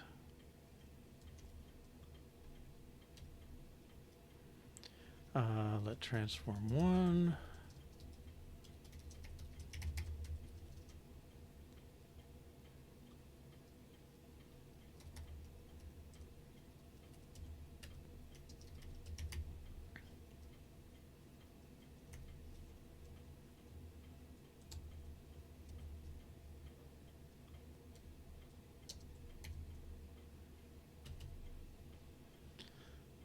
Whoops. Okay. Well, there's no mutually exclusive yet, but that's okay. We want to assert true. Transform 1 dot is active, and false. Transform 2 dot is active.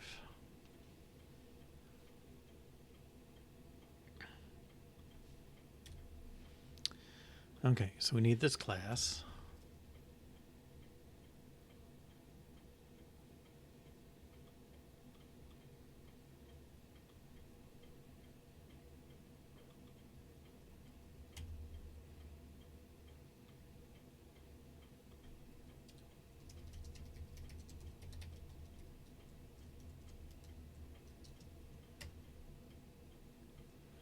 And it is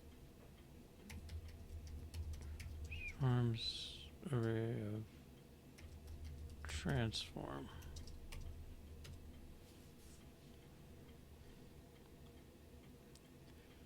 And I guess I'll just close the right. Okay. And this, let's put this in its own inside. Okay.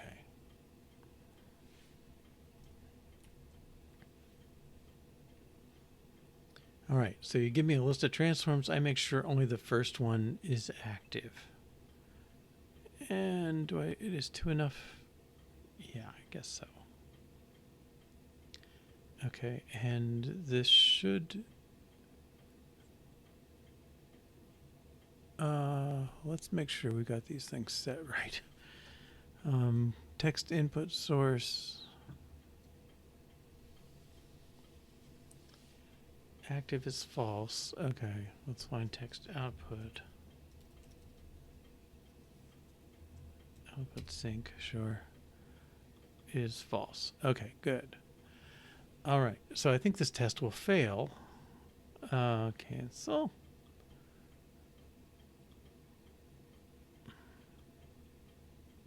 I think this is what I really need for that.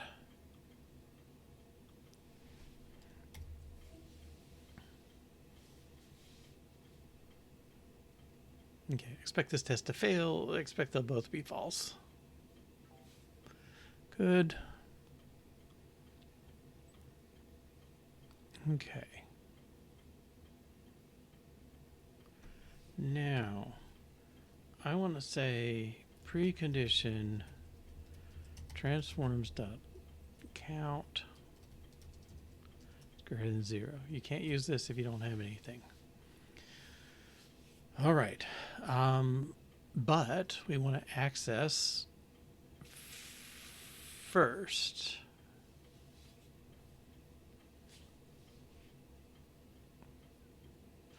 Well, putting them in there, what if one was already set? I would say he should be cleaned out. We haven't tested that. So let's just do this. Transforms sub-0 dot is active equals true. Okay, that should make this pass. Oh, can I not modify these things?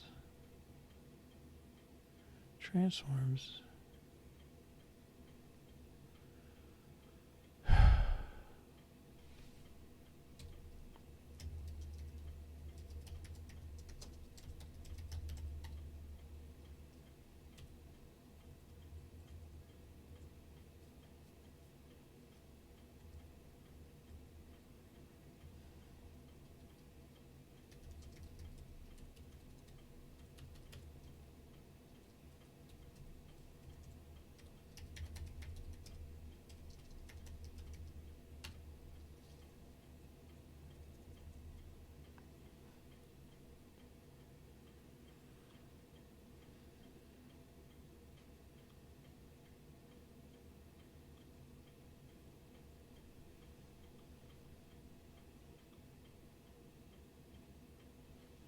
Okay.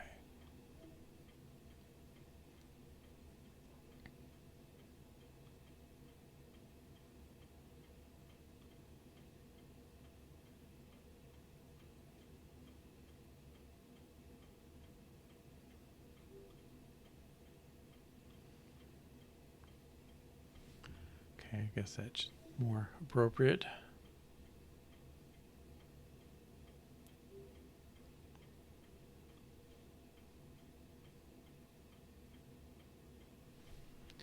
Okay, the next test, well, it's going to be similar enough.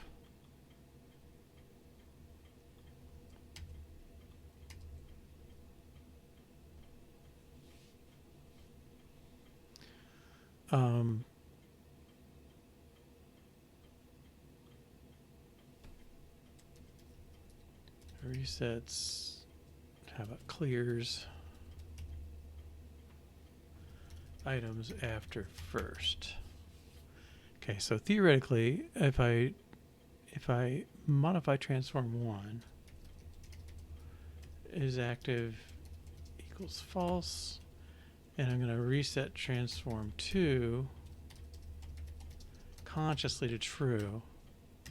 Okay, when I get out of here, everybody, the first one should be true, and maybe this is a place for 3.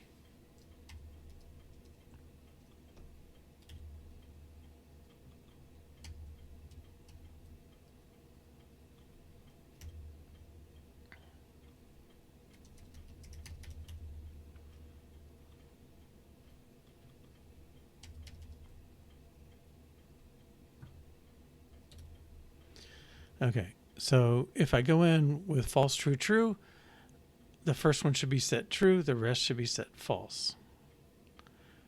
Okay, this should fail.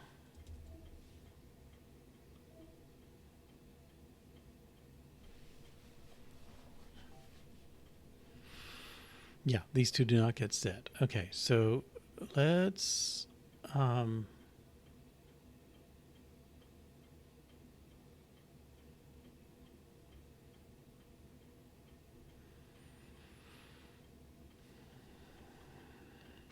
hate to do this in the constructor, but I think I will.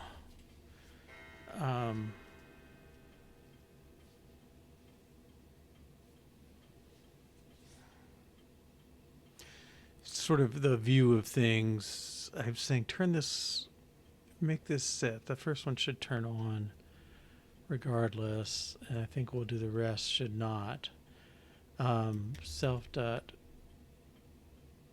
transforms sub-zero transforms dot drop first one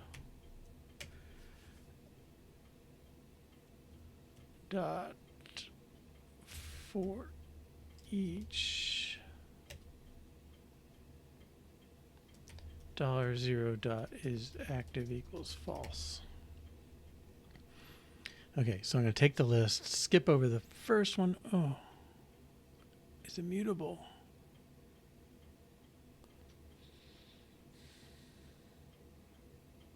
Okay, let's just do it this way.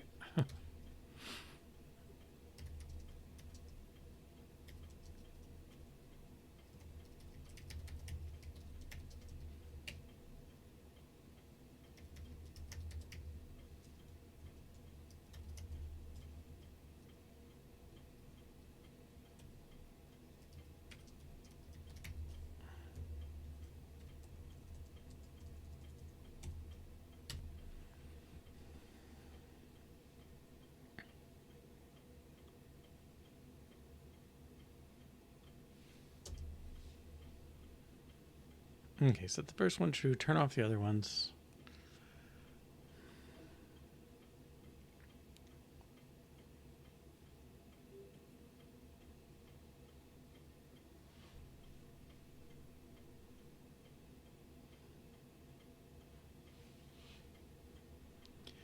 Okay, and then we want to get into the actual functionality. I think that's enough to do with two.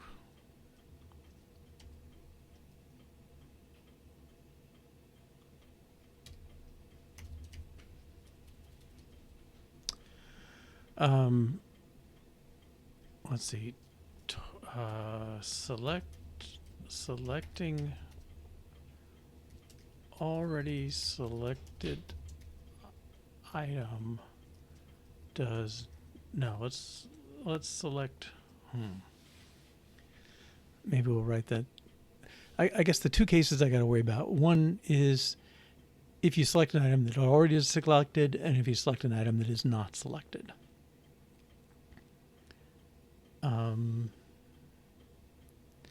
Already selected item does nothing. I don't know. Maybe that's good enough. So we know this will be selected by that.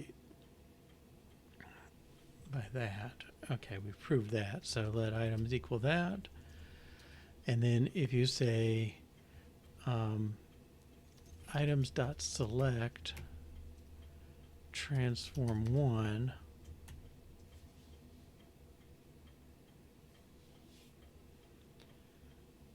this should still be the case. Okay, there is no select method.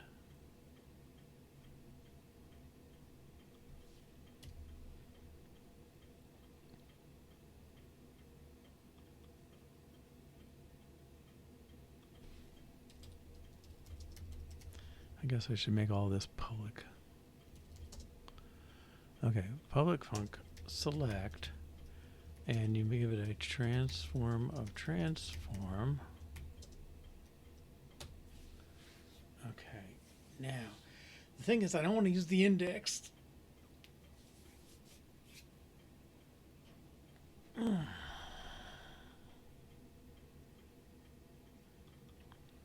Transform is an internal type. Sure enough. Okay.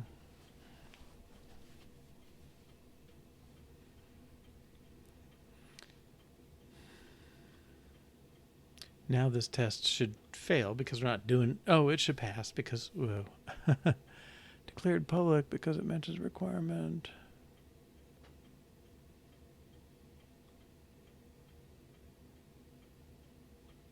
Yes.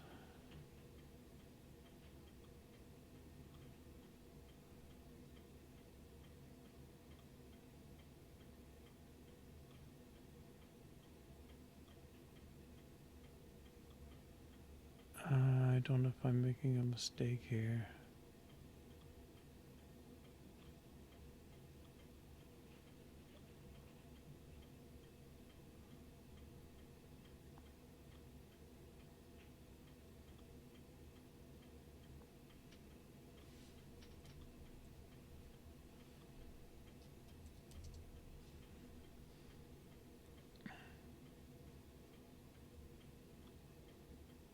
Packets internal too?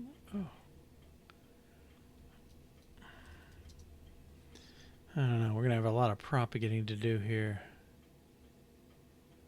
Okay, what do we got? Public folk transform, public var.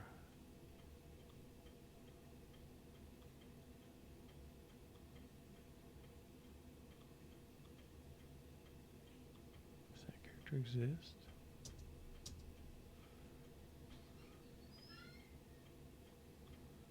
isActive must be public. I don't think it's so terrible that it is, but I really don't want you messing with it.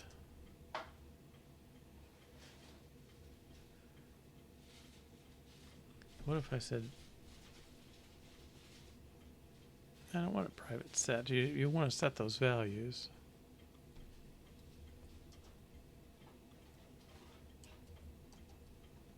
This one I can try.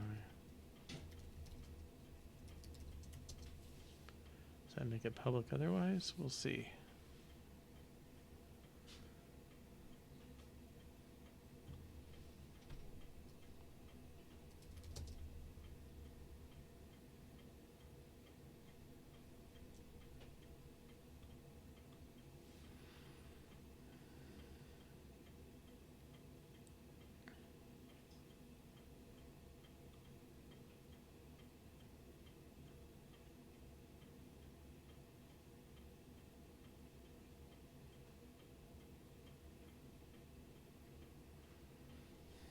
Wait a minute.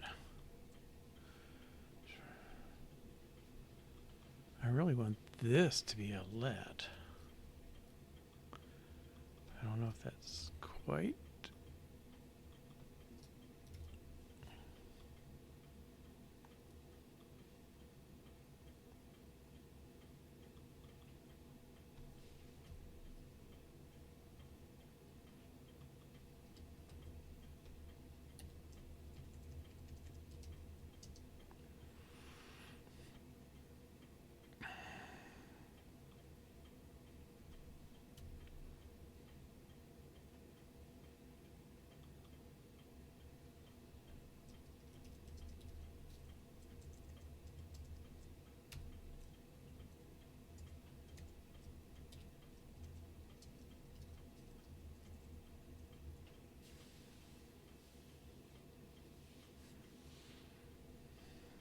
Okay. Transform must be declared public. Okay, yes, we do want that. Public transform, okay. It's a bigger step than I should be taking, but we'll get there. Published. Public var.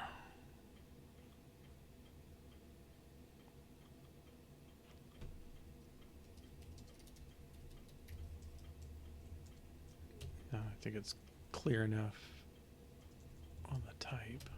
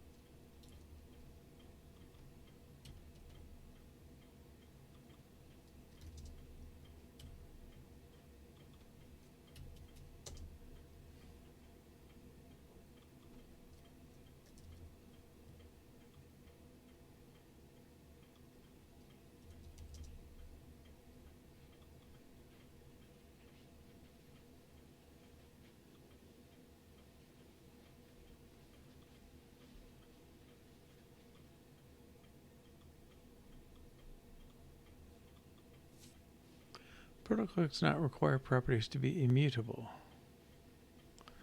That's just what you told me I didn't want.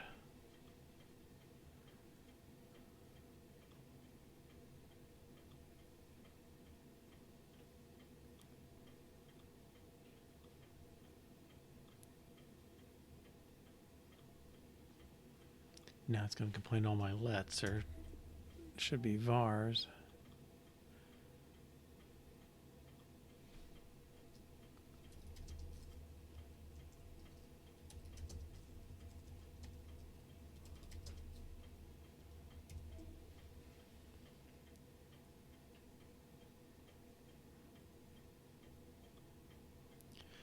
Okay, I think this test will now fail, which is fine.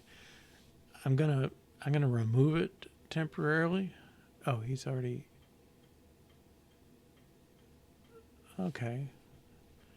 That's kind of a dumb luck thing because it doesn't do anything. Okay, but let's update protocols and variables to be public. Start adding mutual exclusion.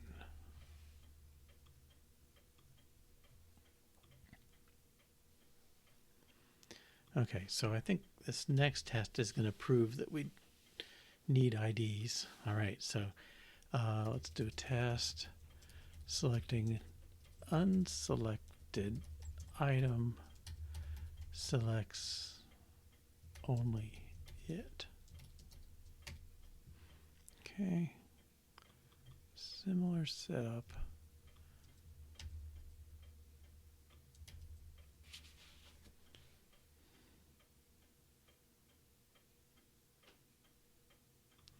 Let's select transform 2.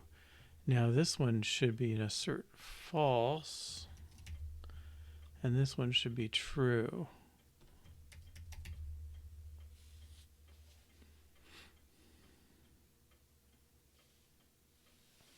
And this test will fail.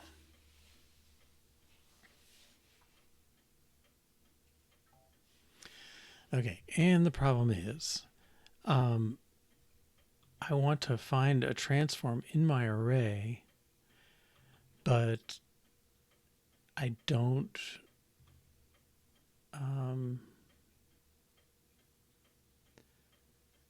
have a way to match them. Okay, so I think, let's see.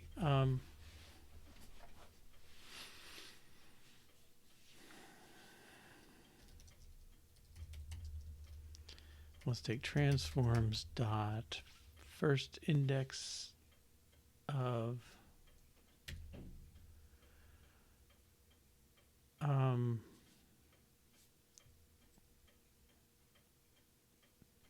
first index of transform.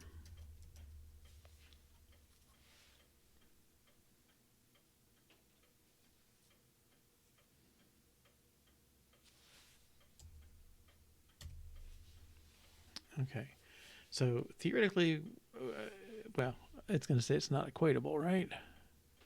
Yeah. Let's see if we can make these equatable.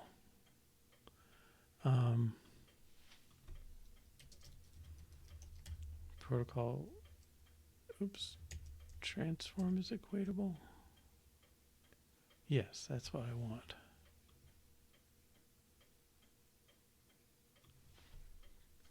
Conforms to equatable. Somebody should be complaining.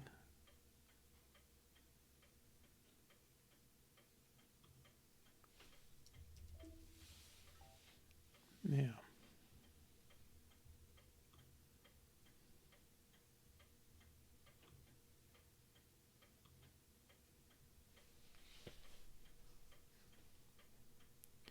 Oh, now I'm driving this thing batty.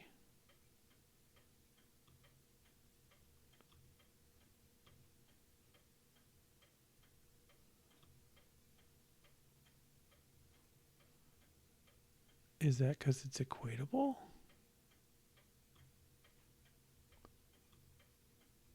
This is the problem I expected earlier. Object without being installed. Let's create a new instance each time. Con transform.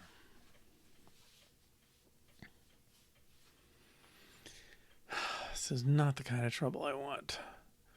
All right, is that all because I said this?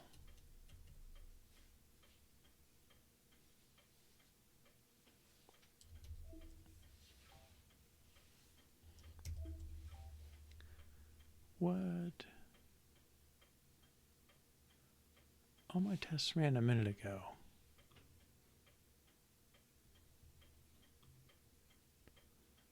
As a type must be written any transform.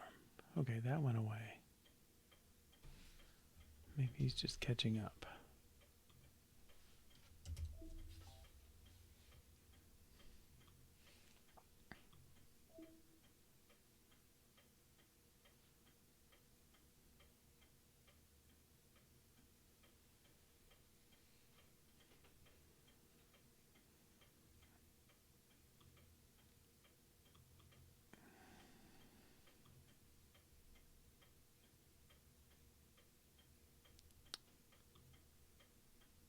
Equatable, I believe. Equatable seems like the same. Okay. Mutually exclusive. This stuff was not complaining before. Init.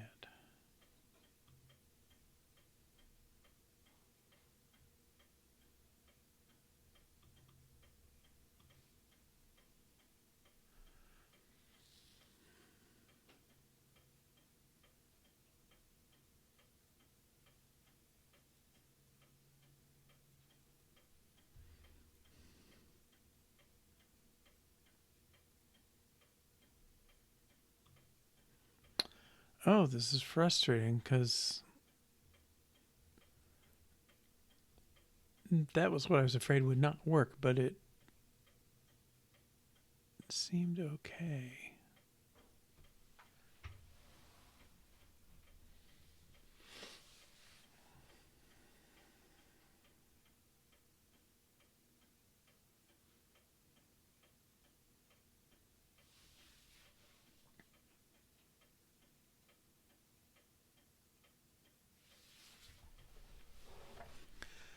Okay.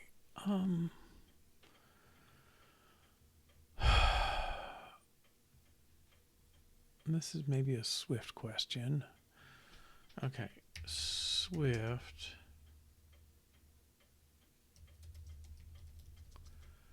On property before view. Or when.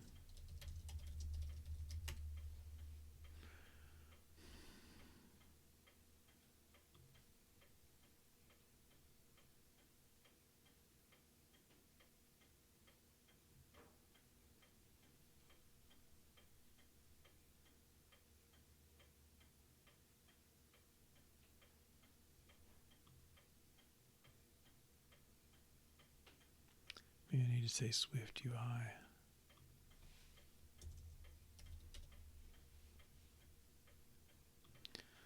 Yeah, this is what I'm asking.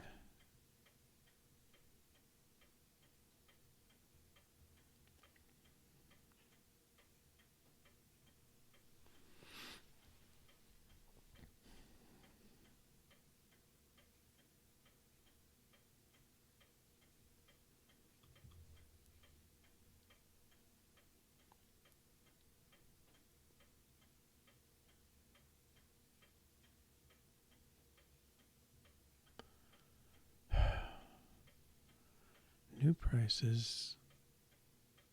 Where's generate values called? Okay, init. Well, these aren't.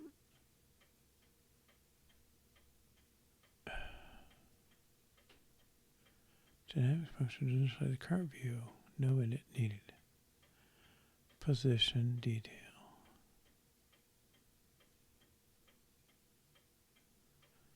Oh, you can do it in here? Okay, let's try that.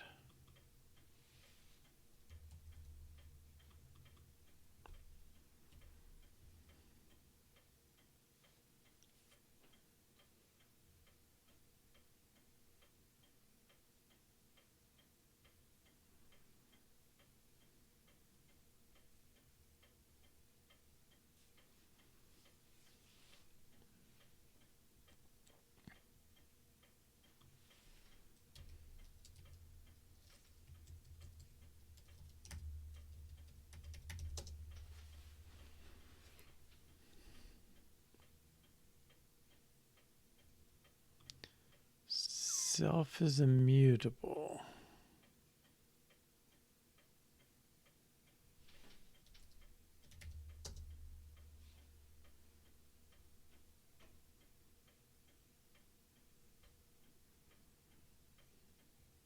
So I'm taking this out of the equation.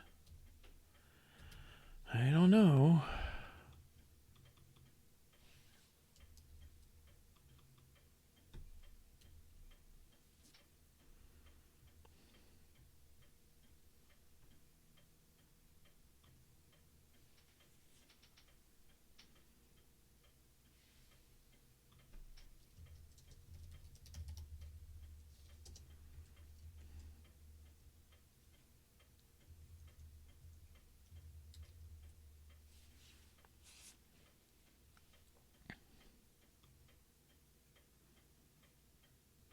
Okay, now we have states.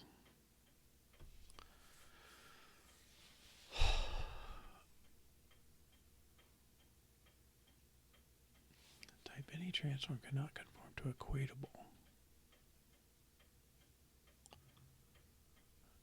I'm not sure about this any transform thing. Okay, let's make it equatable.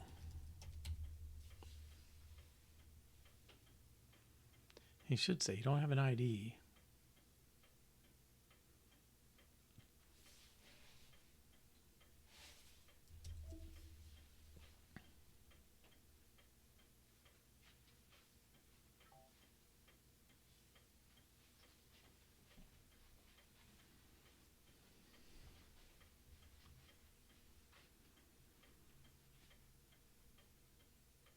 Content view transform.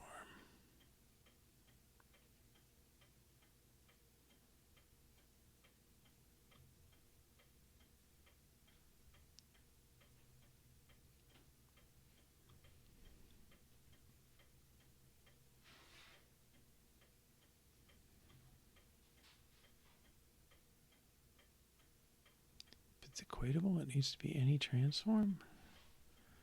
I don't know. This seems like a big change.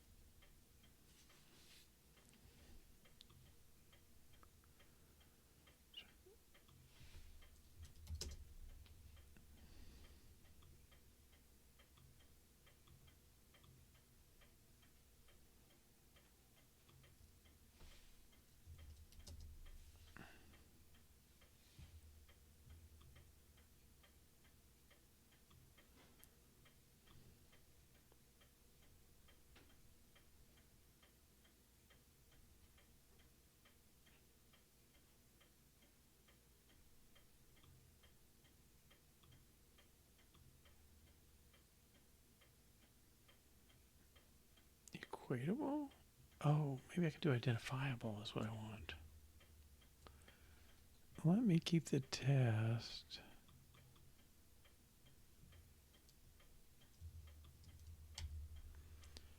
And I'm going to revert.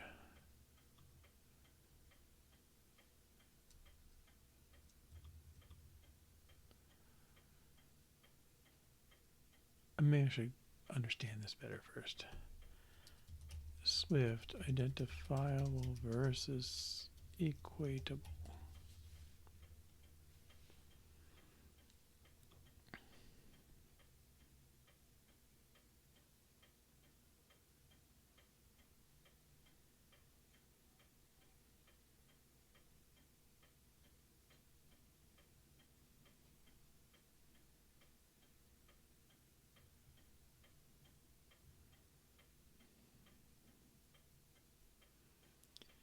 Stable identity. Okay, we do want that.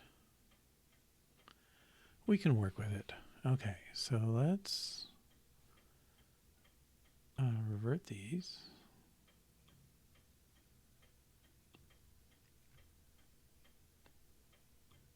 And this, unfortunately, we'll get that one back.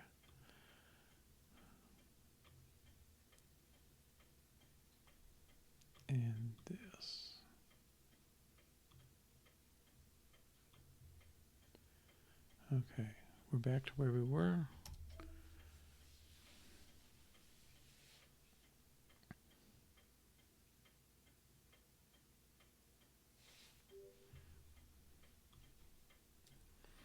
Okay, I think we're seeing those purples again now. Yes. Okay, so let's take this stuff out. And this stuff out. Now down here, body sum view, we're going to do this stuff and then return this. Usually it's an implicit return, and we're not now. Okay, so this states of array of transform is that.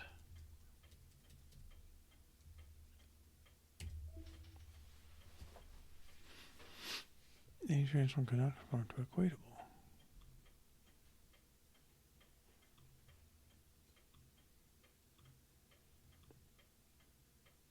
I don't see how it needs to for that.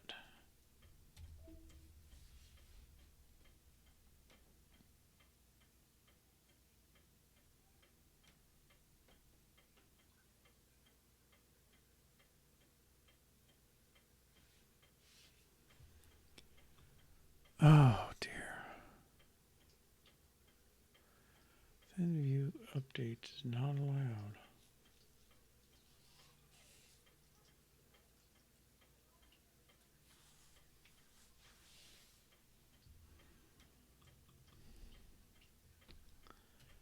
Okay. Whoa.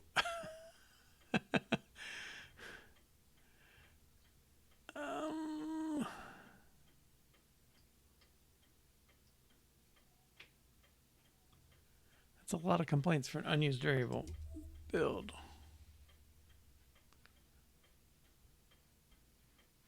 Build succeeded.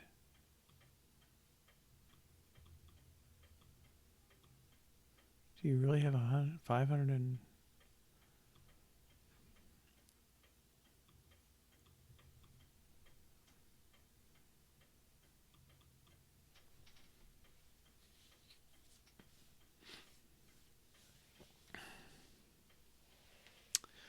Okay, well, we're going to need this something like this at some point. I don't know how to get there without creating that variable.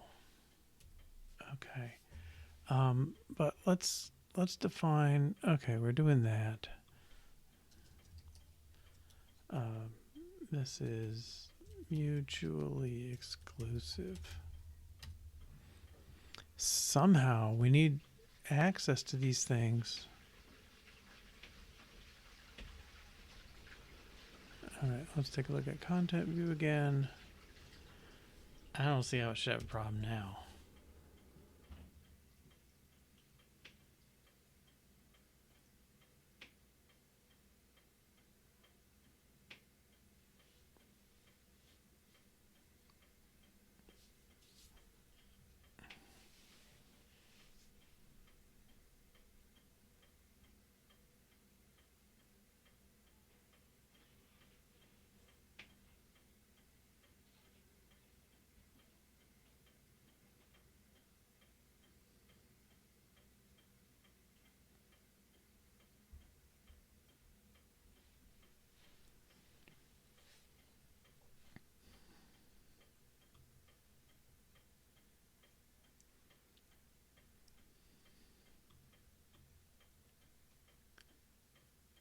I don't know if it's running or what. Let's do a build. I think he's got himself in an infinite loop over there. I didn't say test, I just said build. All right, well, I'll restart this thing and see if it just got confused. Otherwise, I will see you tomorrow. So that's Thursday. It's at 1 to 3:30 p.m. Eastern Time or 6 to 8:30 p.m. UTC. And we will pick up with this mutual exclusion idea tomorrow and go from there. All right. Thanks for joining. Hope I catch you in the future. Take care. Bye-bye.